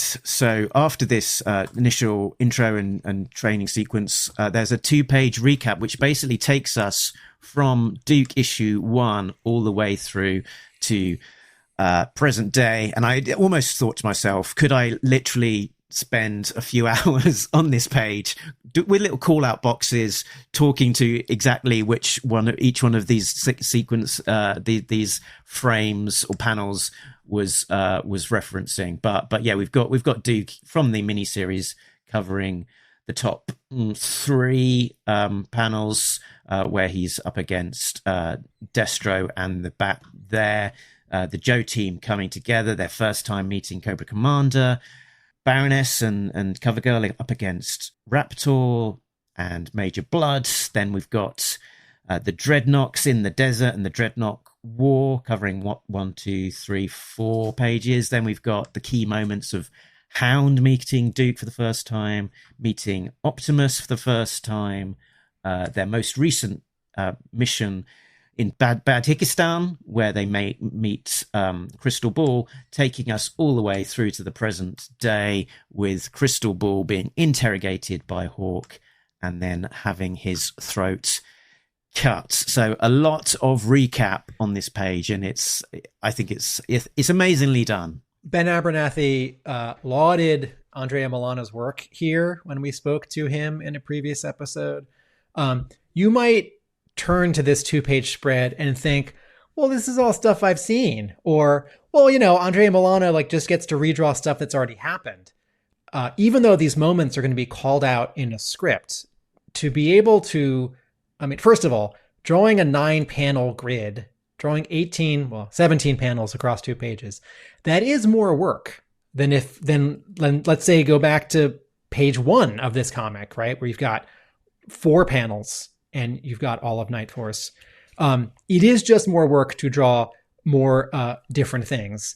And to be able to, even if you're referencing a cover or a panel from a previous comic, to be able to very quickly sort of crunch it down and then reconfigure it into this sort of vertical, taller than wider shape of each of these panels, that's going to take some mental effort and some drawing time. Greg Augustin says, love the crooked panel gutters. And then what Milana's also doing is he's capturing a lot of emotion here. And again, it's like, well, like that third panel, that's like redrawing Tom Reilly's cover to Duke number 5. It's like, yes, that is. But just because someone drew it like 2 years ago doesn't mean redrawing it much smaller and fitting in this slightly different ratio of a shape is like fast or easy. Like you still got to make it work. The thing that actually jumps out at me the most is the bottom left panel in all of this, where we're seeing Hound and Clutch from Duke's perspective, and Milana inks out shade puts Hound's face in shadow and also Clutch's, and that might just be sort of like literal. It's like, where's the light source, or where's there an explosion on that panel? But it's really subtle, because what Milana is doing here is he's showing this alien robot and Duke's friend, his best friend, or one of his best friends, as sort of other. Like you can't see their faces, and even the way that Hound is walking, it's sort of like 50s archetypical like stiff robot, and that is a choice. That's not like Milana had no time, he just drew Hound, because he could have drawn Hound like running or like firing his weapon just as energetically as any of the poses in the rest of this 2-page spread. And so there are a lot of subtle things, and there are a lot of decisions that Milana is making, which are adding a lot of sort of value, like emotional and story value to this like fun, but like for Mark and me, unnecessary 2-page spread. But Skybound knows that people have fallen off the book, and maybe they'll come back because 25 is an anniversary issue, or Tom Reilly's back, or this is the big fight, or the dire tech crystal ball thing wasn't to their liking, but here's an issue you got it, and there are more variant covers. So this 2-page recap is really helpful. My final comment on this 2-page spread is I didn't know when I turned to it if I should read the left page first and then the right page, or if I should read the 5 panels across the top of the 2 pages first. And that is a small, like half a point off professional artist Andrea Milana, because whether it's like that third panel with Duke and the bat claw, like going further across the fold past the staple, or like a much wider gutter sort of between everything on the left and everything on the right. I need another visual cue, short of numbering the panels. And it's not a big deal. Give us something that just shows us this is 2 pages together, not one page. Yes. If it's divided quite down the middle, and that would get lost in the gutter down by the spine. So if there was just a little bit more bleed across between the 2 pages to show that this is one unit, that's a good shout, which I think is, if you're seeing a double page like this digitally, it's obvious, but if you're reading the physical object, then it's definitely room for a little bit of confusion. Then you turn the page and Tom Reilly's back. Oh wait. Even down here, like I was going to say, you've got the crystal ball, getting us up to speed. Do we know? Is it clear who's narrating these panels? Is this Baroness narrating? Oh, that's a good question. Yeah. You know what? I'm embarrassed to say that I only half thought about this, and then I got distracted by the rest of the comic, and I sort of thought, I guess it's Flint, because he's like, all right, Night Force, let's get Duke and his wimpy guys. But this does. Yeah, maybe we'll figure it out. But or is it Hawk? I don't know. It doesn't sound like. Well, who knows? Maybe we'll find it out. Then you turn the page. Oh dear! Look, error detected. Crystal ball. Oh no! No, Skybound. No, Systal ball. That's what this giant thing is here. Oh, it's a cyst on his eye. Not a big bruised eye. It's his name is actual Systal ball, but some people confusingly call him Crystal ball. Folks, if you see me looking to the right while Mark's talking, for the next few minutes? I'm writing an email to Skybound. Then you turn the page. But this bottom right hand page, it's showing Crystal Ball's or Sister Ball's neck getting cut by Hawk, and the use of this sort of negative space, it kind of is suggesting mentally that this is a severe cut. His almost entire head is being taken off here by the cut. So suggesting, this is a severe mortal wound, and the amount of blood that is dripping out of him as Baroness walks in on him, and Hawktan says, "Baroness, yeah, I think this is the end of Crystal Ball, but it's comics, so never say never, I guess." Then you turn anyone go on. But suddenly on this sort of reveal page with Baroness and Crystal Ball and Zartan, it's Tom Reilly. And I turned the page and I had this little like surge of joy, because I just love the sort of mix of tight and loose lines in how Tom Reilly draws faces, and which is different from the mixture of like taut and loose lines that Andre Milana draws for faces. But I'm just so jazzed to see Tom Reilly back, even though it was only 4 months ago that he drew issue 21. And then Williamson doesn't let an opportunity go by to without demonstrating that Baroness is a badass. And so she on page what are we on? Is this now 8, 9? She catches the knife that's thrown at her. Yeah, and so I wondered, seeing that cliffhanger last time, what's going to happen? What's going to be this dynamic? Hawk has, Baroness has walked in on Hawk, cutting Crystal Ball's throat. How is Hawk going to get out of this one? How is Baroness going to get set up? And it's a lovely sequence. She's just on the back foot. She's confused. And he throws the knife at her. She catches it, and thus incriminating herself, because, she's leaving her DNA and fingerprints on this knife that has just been used to kill Crystal Ball. So, yes, I think she's still in this place of what on earth is going on, and sort of, reacting to defend herself, but really not knowing what the hell is going on with this. Her leader has killed a guy. He's attacking her. He's got this ripped eye. With this weird reptilian kind of glow to it, and yeah, he's right on the mic, saying that red alert, Baroness is working with Cobra and has assassinated Crystal Ball. Don't let her escape. She says they'll see right through this, but I don't think she's quite willing to completely believe that they're going to take her side of the story. So has gone on the run, and we're introduced to, I guess, Zartan Hawk, thinking on his feet as well. He's searching the pockets of Crystal Ball, which you think might have happened by this point, but let's give it a pass. And he finds a cool little. He pulls out Crystal Ball's wallet, and he's like, "I don't need currency from Badhikistan. I want American currency." Oh wait, no, it's Energon. And what are these photos in the wallet? He's got 6 brothers and sisters, at least. Right. Very good. But he actually pulls out.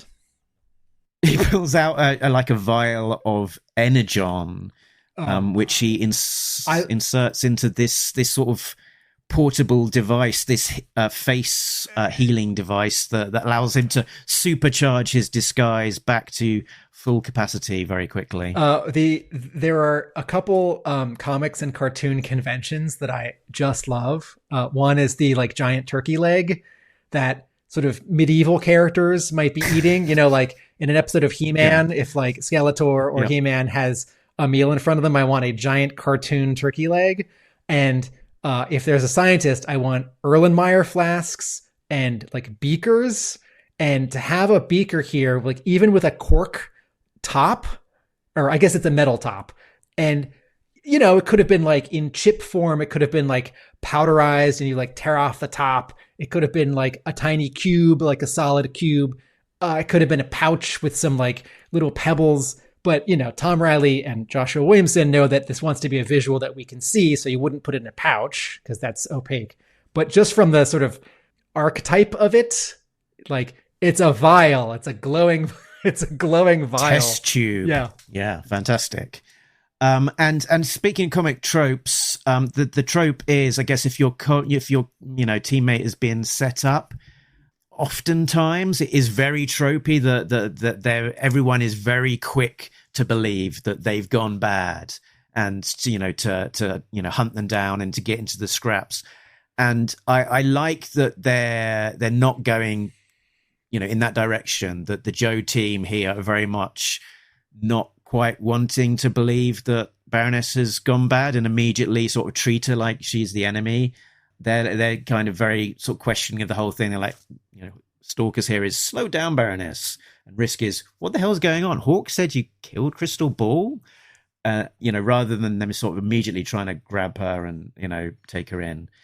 She says, I'm being set up. They're like, let's keep our cool. Don't do anything crazy. Let's talk. And then we get onto this quite weird and wonderful third double page splash of the issue, which I'm sure we're going to want to talk about in digital format. Okay. I'm displaying it like this. In the comic, it displays different. Let me hear it. Do you want to go full screen on me? So I'll just demonstrate. So here you are. So she's running and she stops, and Stalker and Risk, and then Zartan fixes his face, and then Baroness says, I've always believed. And then you turn the page and you get to this. And so I sort of want to start here with the panel that says, actions speak louder than words, because that's on the top left. And I know that there is a convention in comic books. I'm not talking about the famous issue of Fantastic Four by John Byrne, which was sideways. I'm not talking about the Rob Liefeld, Todd McFarlane crossover with Spider-Man and X-Force, where the issues were sideways. I'm not talking about this week's new comic by Sean Murphy. Was it The Last Driver? Which is printed sideways, like that X-Men annual was in 2001. I'm not talking about that. I'm talking about what I consider to be a very confusing convention in comics, where you're reading a comic normally, one page on the left, one page on the right, or a two-page splash across. And then you turn the page, and then now there's a two-page splash, and you have to turn the comic 90 degrees. I'm not talking about when Larry Hama has a story reason involving hypnosis in Nth Man, where you have to turn the comic book upside down.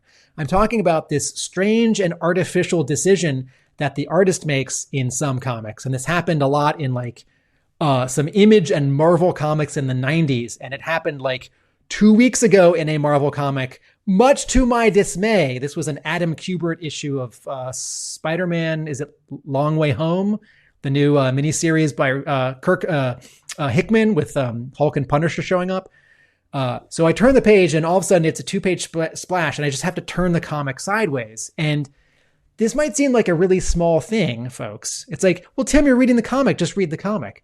But I'm trying to sort of fall into the story space where the story is happening in my mind, and I'm not so aware of holding an object and my eyes are moving and my hands are turning the page. The story is just proceeding apace in my mind. The same way that when I'm watching a TV show or a movie, if someone walks in front of me, or if the microwave beeps and I get up and leave, that's an artificial thing that has changed the sort of pace and the unfolding of the story.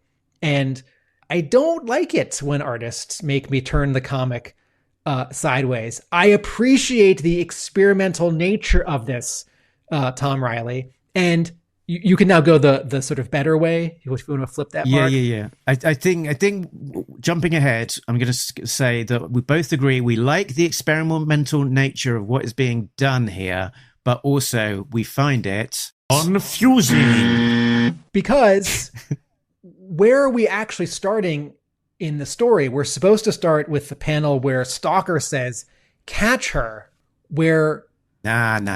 No, we're not, Tim. No, wait, no. We're supposed right. Okay, we're supposed to start right. All right, I got mixed up again. We're supposed to. Okay, so Baroness starts a line of dialogue on the previous page at the end. She says, I've always believed ... Yeah. And so she needs to talk next. And so that's the panel here where she says actions speak louder than words, and she's lunging at us. And the convention of reading comics is that you start top left. Yeah. Which is on as printed on the page, Baroness, actions speak louder than words. And then you read across and then down. So it's like a bit like a typewriter. You're reading across, down and across, down and across. So on this printed page, you would typically be, reading maybe starting top left and then across to cover girl here, baby. But, it's turned. So actually you wouldn't do that. So you're turning the book and you're starting with the Baroness and you're reading across. And what's they're trying to achieve here is that she's on the basement, very bottom level floor of the pit, and she's making her way to the escape at the top of the pit. At the surface, that she gets out. At the surface. And there's even, all right. So Mark just put a second slide up where he added a green start circle on the bottom left and arrows going back and forth like in Donkey Kong. Start on the bottom left, go right and up, and then left and then up, and then right and up. And then Mark has a red finish stamp on what is actually the top right panel. And behind those 4 panels on the top, there's actually a thin sort of light green blue line that looks kind of like the trail of dust that would be kicked up from a vehicle driving across that landscape because she gets away in a motorcycle. So, okay, what does this allude to? This alludes to every cross section we've seen of the pit in a Larry Hama G.I. Joe, A Real American Hero comic. So issue 1 all the way up to whenever the last one was, a couple years ago. And we haven't seen this pit depicted this way. So it's really fun. But we're not really seeing the different rooms, like the gym and the bedrooms or the target practice rooms or the armory or whatever. We're seeing these 4 very thick sort of levels, flooring levels. And then we do see that sort of above ground, what I thought was like a giant elevator for vehicles that pokes up above the landscape at the top of this page. And, Lee Loughridge does a nice job where the sky is like green and yellow, which I would never do. And it's totally awesome. And then all this inside colors are very orangey because it's this moment of panic, and it's not literally red alert, but that's the feeling. So there's this very distinct inside and outside color scheme. And then those 4 let's say concrete floor sections of the pit are a dark, dull blue-gray. So visually, this 2-page spread is a lot of fun. And I love the idea of you follow her going up, but it's confusing.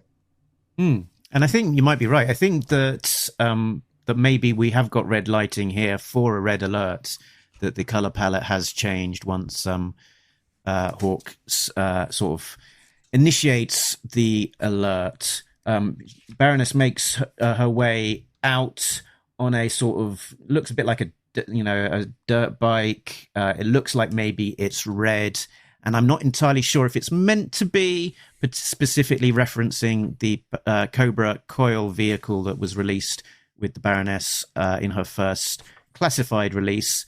It could be coincidental, or it could be that they are referencing that vehicle specifically. Right. And then the Joe team are just left at the top of the ramp, with a trail of dust from a literal trail of dust from the Baroness, and even Hound isn't able to find her. No clutch. This Baroness is excellent at avoiding detection.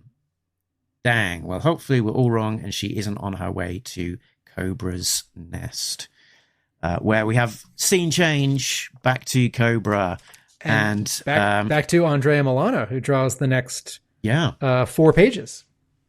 And I'll flick to another slide. So this is the press briefing from Skybound announcing the debut of a new character, reminding us of this Cobra Valkyrie character that was introduced in the pages of 2021, who becomes Major Medusa, designed by Tom Reilly, unveiled at San Diego Comic-Con. And I was going to make a point here, sort of this issue and the particularly the flashbacks. It's real sort of long form storytelling and a lot of story built up from G.I. Joe issue number 1 through to 25, but also through the pages of all of those other miniseries that preceded it. And we've got, such sort of a confluence of things coming together, and juggling all of these different story points, but giving us a really nice conclusion, but also a sort of real sense of pace and urgency. We sort of saw the Valkyries initially in issue number 1, this iteration of the Valkyries in issue 21, sort of little glimpse post then with this surviving Valkyrie and her relationship with Cobra Commander, and the conclusion, I think it was just last issue, saying Cobra Commander saying that he had plans for her, and lo and behold, literally the next issue, she's been transformed into this new character. Tim. And then some Vipers get sacrificed, which is a testament to this Cobra Commander's cruelty. Another wedge driven between this Cobra Commander and this Destro, because Destro thinks this Cobra Commander goes too far. Another, test example of the T for teen rating of this comic, because a Viper gets ripped in half at the waist and another Viper gets decapitated with some, I would call them medium explosions of blood. And I'm not saying this is bad or good. I'm just saying I recognize when a G.I. Joe comic has sort of more violence than we've seen in the past. And I'm also sort of always ready for G.I. Joe to get in trouble for violence, or maybe the word is action, because, in the 80s, the cartoon, there was a lot of criticism leveled against it. Over in the pages of A Real American Hero, most of the Vipers now are cyborgs, if not just Blue Ninja AI robots dressed up as various kinds of Vipers. So you might see this scene there, but over there it's like, well, that's not a regular human. That's a sort of a super human. How do you feel, Mark, about this reveal, this first appearance of Major Medusa? Well, I feel a few different things. Yeah. Cobra Commander calls it a success, not quite so much a success for the Vipers, but I guess a display of the prowess that they've not sat on this dire technology, that they've immediately sort of called it into action, and the destructive capabilities are definitely a success. And perhaps possibly the display is also in part for Destro here. He doesn't seem particularly happy about the whole situation, and I guess particularly because up to this point he's been pretty much Cobra Commander's right-hand man, and they've had this head-on-head kind of relationship that Cobra is typically personified by disloyalty. And here we've got a real acolyte of Cobra Commander's by his literal right-hand side, sitting on his throne with him, who seems to display a tremendous amount of loyalty specifically to Cobra Commander. And so, this is probably a little bit of a threat for the disloyal Destro, who sort of has got his own schemes and plans. The reveal of Major Medusa, I was going to say as well, is also an interesting one, and I'm surprised almost we've not seen Medusa take a role in Cobra up to this point in terms of the mythology and the meaning of it all, given the amount of Cobra snake themed elements in the Cobra mythology? Because Medusa is from Greek mythology, also called a gorgon. She's generally described or seen as a woman with living snakes in place of hair. Her appearance so hideous that anyone who looked at her would be turned into stone, and sometimes with a bit of a snake's tail as well in that depiction. So a real snake iconography icon who's not played a role in G.I. Joe mythology up to this point. That is a good point. And then going back to your comment about Cobra Commander and Destro, when you turn the page, Cobra Commander puts a fine point on it. He says, "She is mine." And Destro, that's a lot of real estate. This quarter of a page, fifth of a page, this one whole panel just for a reaction shot on Destro. And I feel like if you're reading this comic, this might be sort of the panel that you gloss over the most, sort of by accident, because it's the end of a scene. The caption there belongs to the next scene. Destro's not saying anything. He's just reacting to what we've all seen. And his reaction here is just sort of like plussed from what he says on the previous page, which is, "Was this display necessary, Commander?" But he's actually shocked or horrified because he's looking in and seeing all that carnage. He's seeing this, as you just said, this like new sort of number 2 or number 3 for Cobra Commander.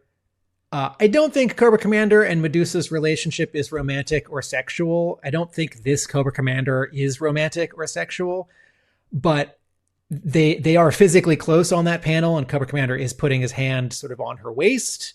And I think a lot of G.I. Joe comics don't get into romance, but so if you want there to be that connection, it can be there, which just adds to sort of edging Destro out. I wonder if there's some feelings perhaps on her, coming from her side of the fence, right. And he sees that as a useful tool that he can exploit, perhaps. Cobra Commander is a kind of cult leader in sort of all continuities. But I just want to say this again. I'm really struck by this face that Andrea Milana has drawn on Destro. It is, his eyes are wide open, his eyebrows are up, and his mouth is open. Destro, who I don't think has been shocked much in these 2 years of comics, is genuinely shocked or upset at the sort of 3 things that are happening all at once here. He's not like lips closed, finger on chin, one eyebrow up. Like, what does this mean for me? He's shocked. So back to the pit. It's the aftermath of Baroness's escape. Mercer there, still in captivity. A little reminder that he's there. And Hawk is showing a single freeze frame. That's all I could recover, I'm afraid. Out of all of the material available, this was the only one that we could get from the system. And he's sort of reaching the conclusion. If I hadn't got to my gun, there would be 2 dead in that room at her hands. But face facts, Baroness is a killer and a traitor, and they're not really buying it, are they? Their cover girl is. But why? Why would she blow her cover? It doesn't make any sense. And Stalker is arms crossed, Risk is looking away, Clutch pensive, and Duke is all the way on the far side, quiet, stoic, and then comes the somewhat shocking moment from Hawk. He says, "You do more than that. Kill her. Kill Baroness. Kill her." You turn the page, and when I turned the page, I thought, "Oh, Tom Reilly, what a break you've been given. You only have to draw 3. I actually thought this. You only have to draw 3 panels, not 5 or 7, and you only have to draw 1, 2, 3, 4, 5, 6 heads, or half heads. It's like this page is like a real sort of breather for Tom Reilly, who tends to, Energon Universe comics tend to pack a lot in on one page. And this is sort of, I've made fun of the like Mark Millar final page of an issue of the Ultimates from like 2002, where it's just like a drawing of Captain America, and it's a Brian Hitch drawing, and it's his head and shoulders, and he's pointing to the A on his forehead, and he says, "You think this letter stands for France?" And Mark Millar, sort of the master of, or like the ruiner of, you take your pick, the like punctuated final page of a comic as a full splash page, which is something that, as a comparison, like never happened in a Real American Hero at Marvel. Final pages always had like 3 or 4 or 5 panels, and it was the final panel that would sort of set you up for the next issue or like punch you in the gut. And there's a version of this comic where you turn the page and it's just a full portrait, head and shoulders, of Hawk, who's actually Zartan, and he's saying, "Kill Baroness." And the reaction and the no happen on the next page. Or you could even go more egregious. It's like the next page is like the reaction, a full page, and then you turn the page again, and there's a full page of Duke saying no, and no one would do that. But I really like this, Zartan as Hawk is losing control, and he gets, and they're not buying it either. Yes. And Duke, who was the hothead in his miniseries and at the beginning of this series, knows that something is off. And just look at his body language on this. This is the page where the top page is all like, the top panel is all maroon, and Hawk is yelling at Duke, and their like foreheads were touching. But now go down to the third tier. Look at Duke's body language. He's got his arms crossed, his head is down, he's leaning against the wall, and his like left foot is up against the wall. That's not someone who's like, gotta go lead a mission to execute our traitor. That's someone who's like, I don't know about this. And Hawk threatens even that if Duke won't lead the team to go get Baroness, maybe the team needs a new leader, pointing at Risk and Stalker. And I don't think they're buying it either. There's some great body language from the whole cast of characters about how they're feeling about this whole situation. So then you turn the page, and once again, Lee Loughridge has shifted the color scheme, right? Like, look at the Baroness's skin here. She's got a red wig. It's a disguise. Look at her skin. The actual colors, there are 2 colors. It's like light blue and sort of middle blue. And if you were to, just on white paper with no sense of day or emotion, daytime or emotion, color the Baroness, or like any Caucasian G.I. Joe character with blue skin, it's like, oh, is this Zartan? Is this the Zartan? And he's got hit by sunlight? It's like, no. This is one of these things that I can see and recognize. I can't do it. I can't pull this off. I can't look at that scene and think, oh, I know the pier behind Baroness should be like, what is that color? It's like a mustard with blue in it. It's like, what a cool, weird color. Anyway, I also love on the next page that the Baroness's wig is starting to come off, where she says, change in plans. She's pulling it off, and she's taking the hat off. So there's this convention in the first like 2 years of the G.I. Joe cartoon, because Zartan would only pretend to be men, and Zorana didn't exist yet. And so several times, even in the first episode of G.I. Joe, there's a woman, and it's actually the Baroness in disguise. And I don't think this is not Joshua Williamson referring to the cartoon. This is just Baroness trying to make a getaway. No one, change your body type or your clothing or your hair, and people don't know who you are.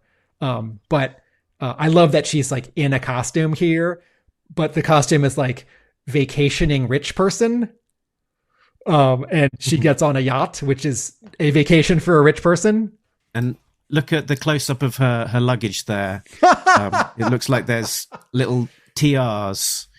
Oh, that's funny. So I think that's a little mini Tom Reilly signatures have made their way into the high couture. That is so faintly luggage, so faintly printed in the comic, the paper version. You almost can't read it. That's funny. Yeah, I wonder, because Tom shared on his Instagram this page.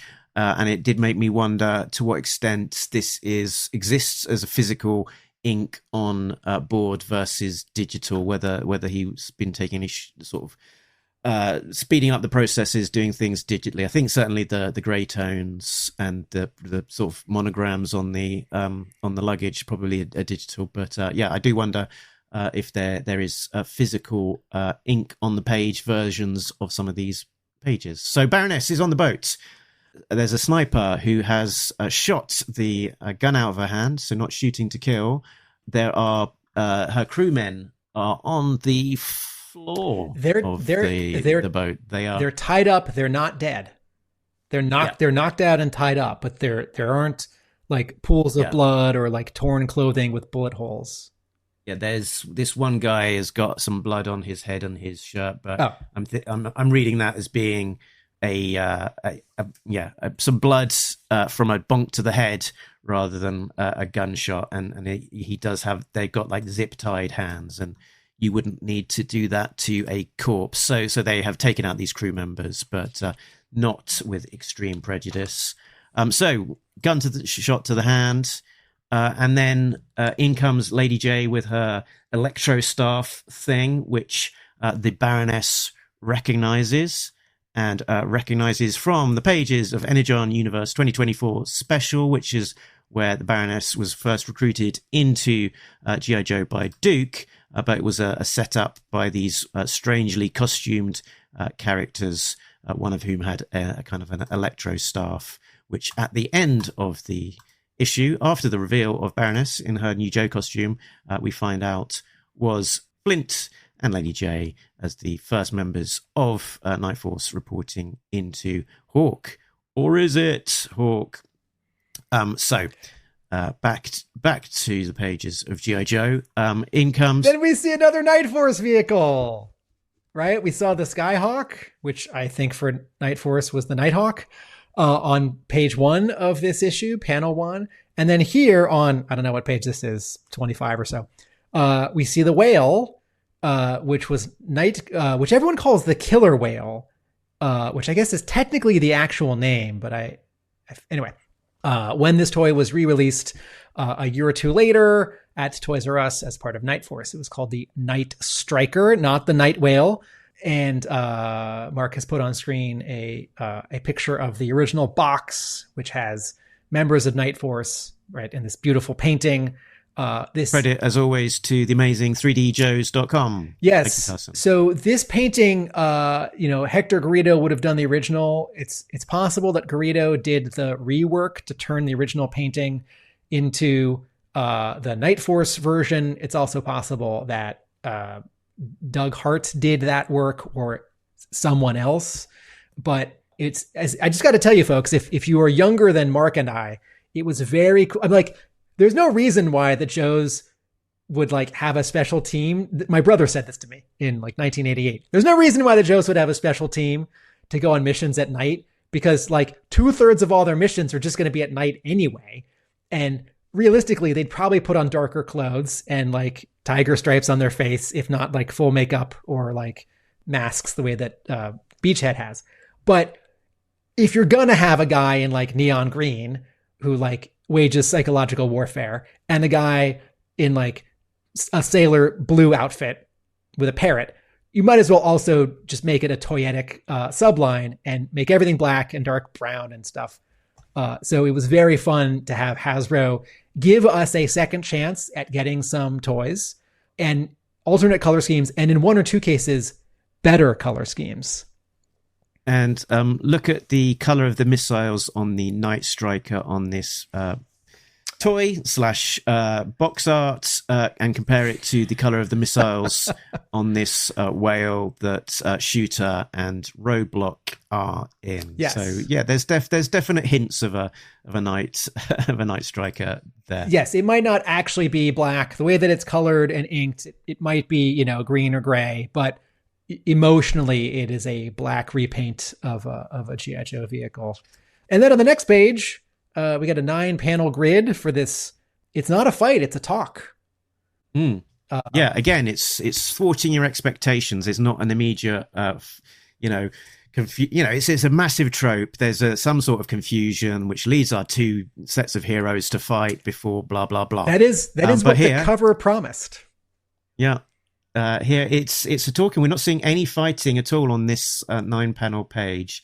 It is very much a talk, and Baroness is trying to convince them there's something weird about Hawk. He wasn't himself. I think we're all being played, but they're not necessarily disagreeing. Lady J says, "Let us bring you in for interrogation at least." I think Baroness has got experience of how interrogation from Hawk has gone, having walked on him, interrogating the last guy and having his throat slit. So I don't think she's in any hurry to get back in an interrogation room. And I think there's probably a suggestion here that in some form or another, the Night Force team are also thinking there's something weird about Hawk, because they've probably been sent on a mission here to assassinate the Baroness rather than capture her. And they're like, well, that doesn't feel like a very, above the board way of behaving, or particularly legal. And, what's she done? What, blah, blah, blah. So, yeah, I think they're slightly curious as to what this whole situation is, and not going in with full guns blazing. Before there is any sort of conflict, right. Here's our real American hero ready to make the conflict happen. Duke flies in with a jetpack. Didn't we see jetpacks at the beginning of issue 1? That's right, yeah, in that aerial training mission. G.I. Joe jetpacks are not realistic, but we have never seen enough of them, right? The cartoon, the comic, the toy. More Joes should have more jetpacks and should use them more often. There, I've said it. This scene is raining, and it just adds to the feeling of, this whole scene is at night because Night Force, and all the backgrounds are blue because of the water or the sky, and then just to give some atmosphere, just to make everything sort of more dour and unhappy. Like, this scene would feel different if it was at sunrise.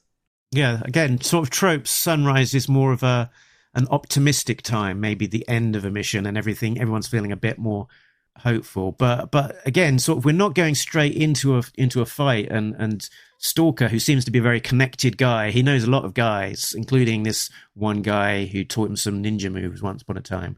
And he says, "I know you, Flint," and recognizes Lady J shooter Beachhead Roadblock.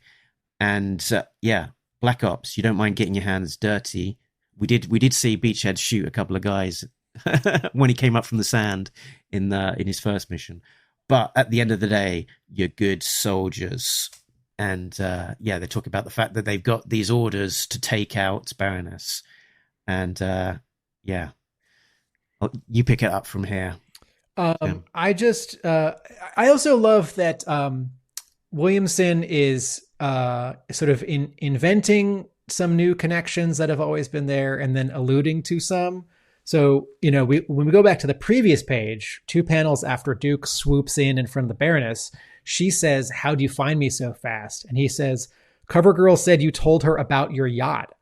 That's really funny. And I don't remember the scene in Paris with Raptor and Baroness's parents where CoverGirl and she sort of become friends. I don't think a yacht got mentioned, but there's plenty of time on the way there, during, and the way back, if not, at the pit way after, for them to have that kind of conversation. And so I really appreciate that Williamson adds just a little bit to this friendship or relationship between Baroness and CoverGirl, but also this word balloon is funny. CoverGirl said you told her about your yacht.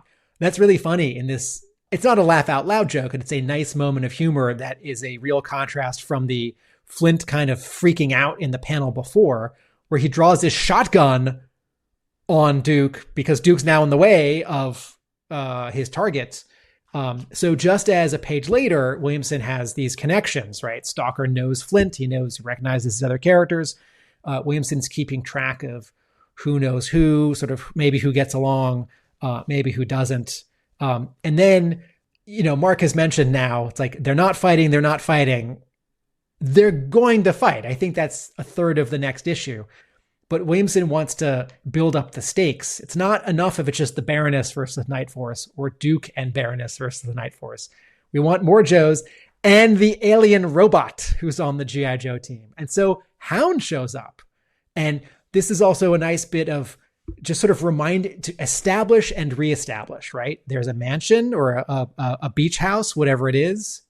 And then in front of it is a dock with a boat, a yacht. And now we're just on the yacht. And we sort of lose our sense of where the yacht is because Tom Reilly draws like 2 or 3 pages of close-ups, very small panels with not a lot of background. It's just the sky or some water. But then you turn the page, and now we're on page 28. On page 28, Hound is driving up, and you see some of that house, right? It's not like a panel with no background and a bunch of speed lines. Like, you know where that house is, and you know where that house is in relation to the yacht because there's one of those little lawn lights and then a bit of the sidewalk or whatever it is. And then in the next panel, Hound drives from the ground to the water.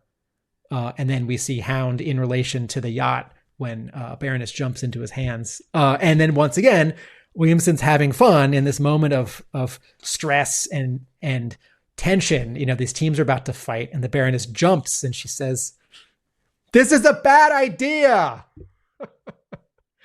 Beachhead's got a very beachheady expression here. What in Sam Hill? Hawk didn't mention no cars that could change into a giant robot. We're supposed to take that thing out too?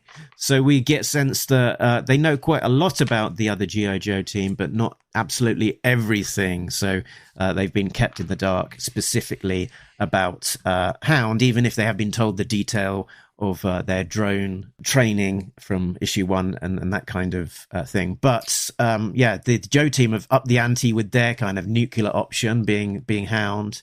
But the Night Force team have got something up their sleeve as well, activating one of their surprises. Can you, before we talk about the surprise, can you just zoom in? We're on the second to last page, folks, 29. Can you zoom in, Mark, on this panel with Flint here where he says not at all?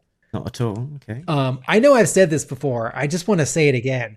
Tom Reilly is drawing both realistically and also in a cartoony way, and I love it. Look at how much he's reduced Flint's face here. Like, sure, there are 3 lines under his eye, and there are 3 lines sort of under his lip, and there are 3 lines next to his eyebrow, and there's 3 lines on his ear. But like, these are very precise lines that are describing a great deal of dimensional form and anatomy with a lot of personality. Like, look at that cocky smile and that cocked eyebrow, but then his eyes are closed. And it's not because like literally his eyes are closed in the moment. It's like this convention where like Captain Marvel Shazam, his eyes are always closed, or like Dick Tracy, his eyes are always closed because that's just how you draw that eye. Like and Reilly does this a little bit all over the place, and then now and then a lot in one place. So this is a very like Alex Toth, Chris Samney panel, and then like Flint now has the upper hand. Okay, you can go back to the full page. Mark, what did you think the reveal might be? What was the drone going to do or deposit? I did not know. I did not think ahead to it, and I'm glad I was surprised because I hadn't guessed up until this point, and I didn't have anything spoilt for me. So because there had been a spoiler, one of these black spoiler covers for G.I. Joe issue number 26.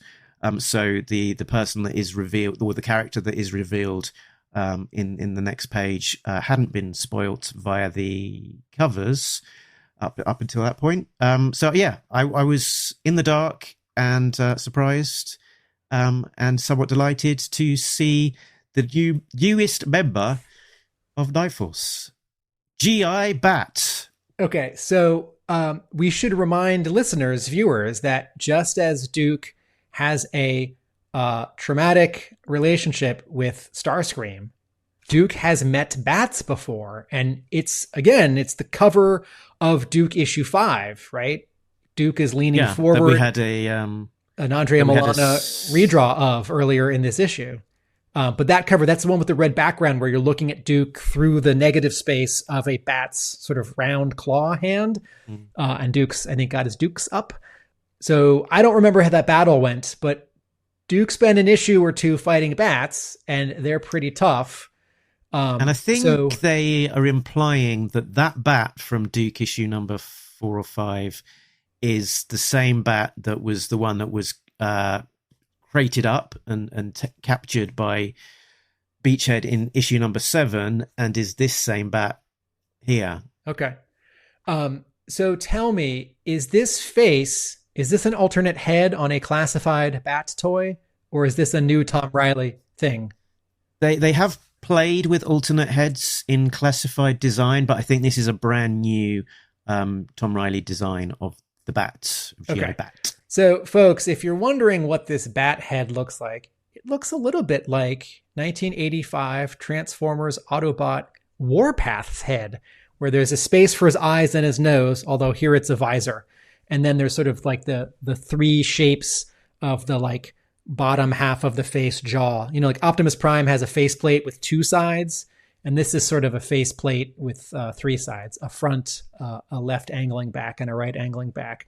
And Lee Loughridge does something very cool and smart here, right? You've got this pale blue background and this pale blue bats. And how does he separate them? The smoke between them is like pale pink, right? So warm and cool, warm and cool. And then Duke on the bottom has a lot of green in him, right? Like, well, Tim, his pants are green. Yeah. His shirt is green. His hair is green. Okay, so, and then another question, Mark, is from the neck down, is anything about this bat an allusion to classified? Do they have a different chest plate? Do they not have like black jumpsuits? I think it's broadly sort of bat shaped, and the very first bat's classified figure sort of had a black covering to its chest armor, so it didn't have like the lenticular kind of sticker on fully kind of on display. You could take it off, and then there'd be some plastic kind of retro sort of themed sort of bat wire colors. So it's, I guess, that sort of opaque covering somewhat calls to that. And I think, a lot of the shape looks very familiar. And there has been sort of camouflaged versions of the bat before. There was a jungle bat that was very cool in sort of camo greens. But yeah, having it as a kind of a Joe, having the Joes capture a bat and reprogram it and have it on their side, I think is a new concept. Yeah. And in this universe, you've got a lot of issues of friendly fire from the bats, so they haven't fully kind of resolved the issue of how to have the bats properly, usable, without them sort of turning on their own sort of teammates.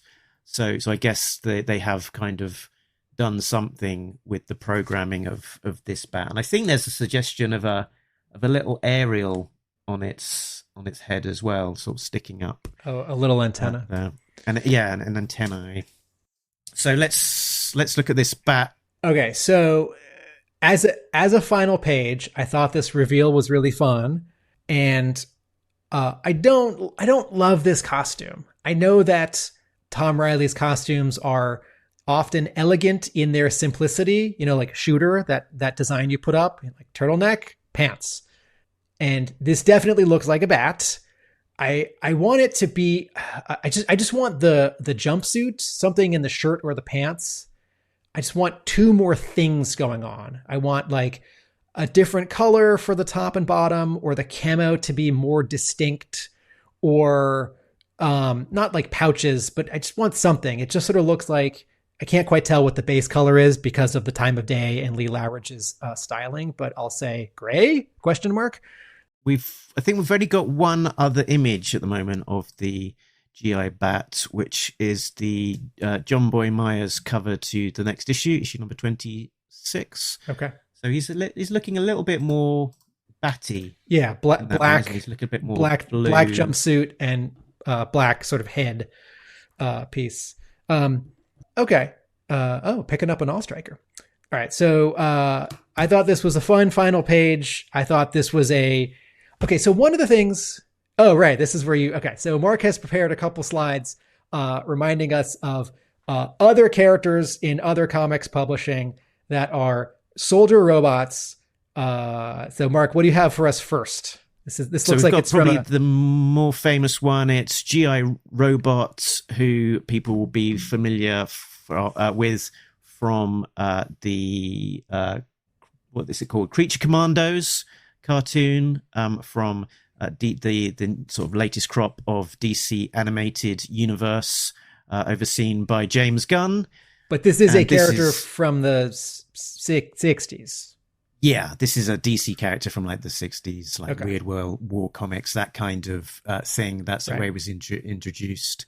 And then in more recent years as well, we've got another sort of robot military character, which is... I think the term you're looking for is unabashed ripoff, where Jeff Johns and Gary Frank have just taken G.I. Robot and put it into their Geiger Mad Ghost unnamed universe.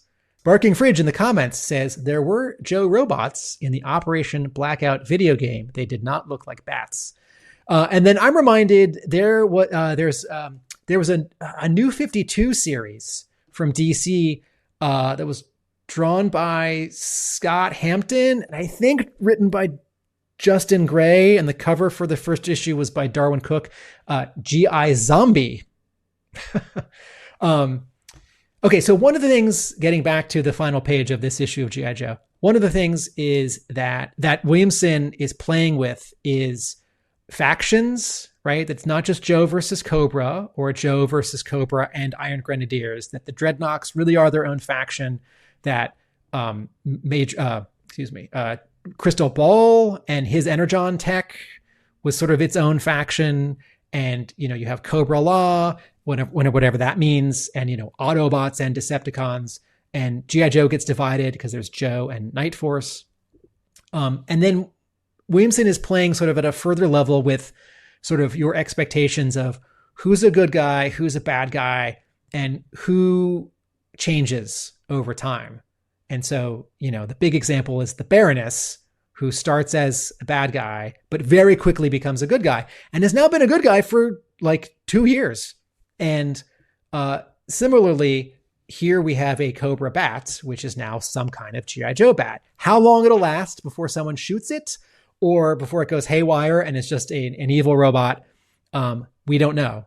But this continues to be the fun of the Energon universe, that Williamson is playing with these expectations, but not just doing it for shock value or keeping you guessing, but doing it in inventive and satisfying ways. Little Miss Unicorn 9 says, this might sound weird, but I wonder if G.I. Bat is going to be the gateway to Mainframe, the character, in the Energon universe, like him being the creator of the G.I. Bat, or at least made the pattern for the bat. Yes, I think there is some room to have any of the sort of computer or tech Joes sort of part of Night Force, having always been part of Night Force, but we didn't know about it until later.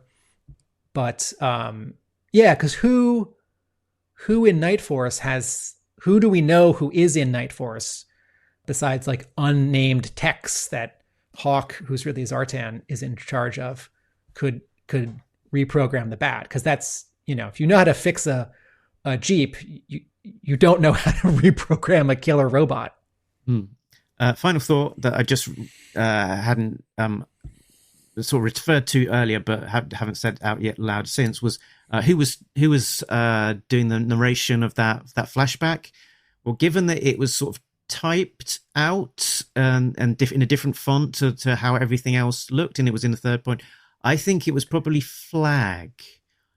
Or possibly the captured Hawk, but yeah, my best guess is that was Flag from some typed out official records describing the current events, unseen off panel. But yeah, he was actually specifically referred to in the San Diego panel as being a key character, as forming part of a glue, sort of joining the different books together. So. Yeah, there we go. Good issue. Was there anything from the letters pages or anything that you wanted to specifically call out there? No. We've gone long, so we can wrap up faster. We've gone very long. Yeah. So coming up in Energon Universe next week will be Void Rivals 33. We'll see more of Rom in the Energon Universe, and also continuing Pythaina's story there. Mask will continue. I wonder if we'll see much more of that Baron Kaza story continuing in issue number 4. Transformers also moving at breakneck speed there. Will we see more from Cobra La? I expect we probably will. And then G.I. Joe issue number 26 is looking very exciting as well. So 1 month away, and then we'll see G.I. Joe issue number 26, September 16th, 2026. Round 2, G.I. Joe and Night Force won't back down. The epic battle between the two teams takes a dangerous turn as a new Joe enters the fight. We now know who that is. Can Baroness's secret mission stop the war? Cool. I look forward to it. So I think we are pretty much done. There was a question in the comments that I wanted to just address. Johnny B76. I wonder if there's 75 Johnny B's also in the comments. He asks, guys, do you know why Baroness is on Joe's side? I haven't started Void Rivals, Transformers, G.I. Joe, or Mars yet. So good place to start with G.I. Joe issue number 25. This is, like, as I say, sort of like a building point to lots that have come from this point before. The best place probably is to start with the miniseries. So there was Duke, a 5-issue miniseries, and then Cobra Commander, a 5-issue miniseries, followed by Destro and Scarlet, and then G.I. Joe started with issue 1 and has taken us through to issue 26. So in terms of the main meat of the G.I. Joe story, there's those 4 miniseries and then 26 issues. They're captured in trade paperbacks. Collecting. To answer the question, Duke wins her over. Yes. So Duke meets her and wins her over and onto the team, and she has never in this universe actually been part of Cobra. So the Baroness story specifically, Baroness meets Duke. And they become friends-ish, and then they join up and team up and on the same team. But just go back, check out the story.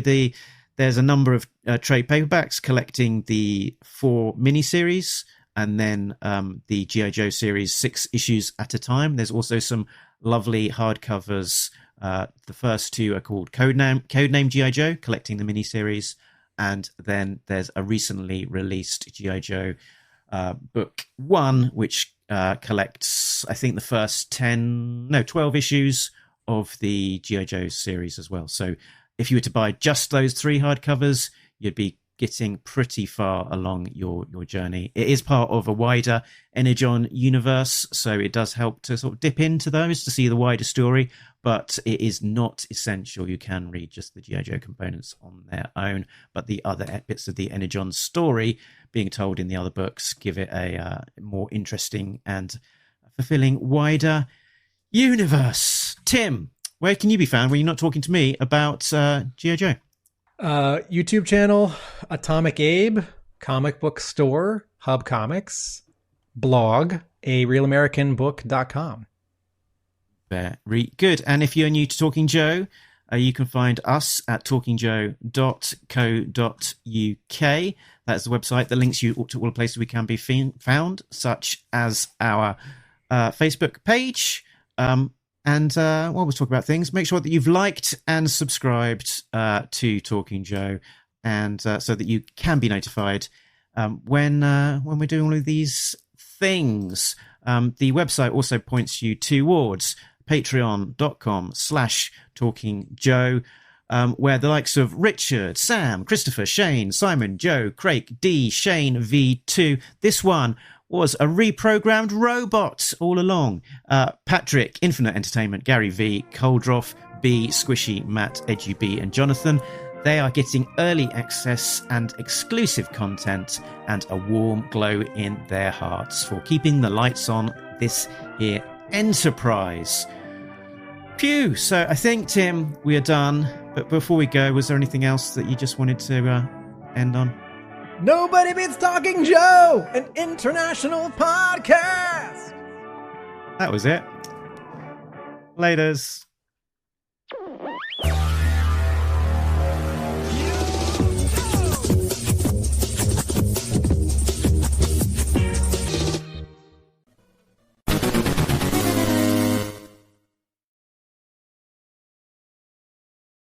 And now you don't know, because not knowing loses half the battle.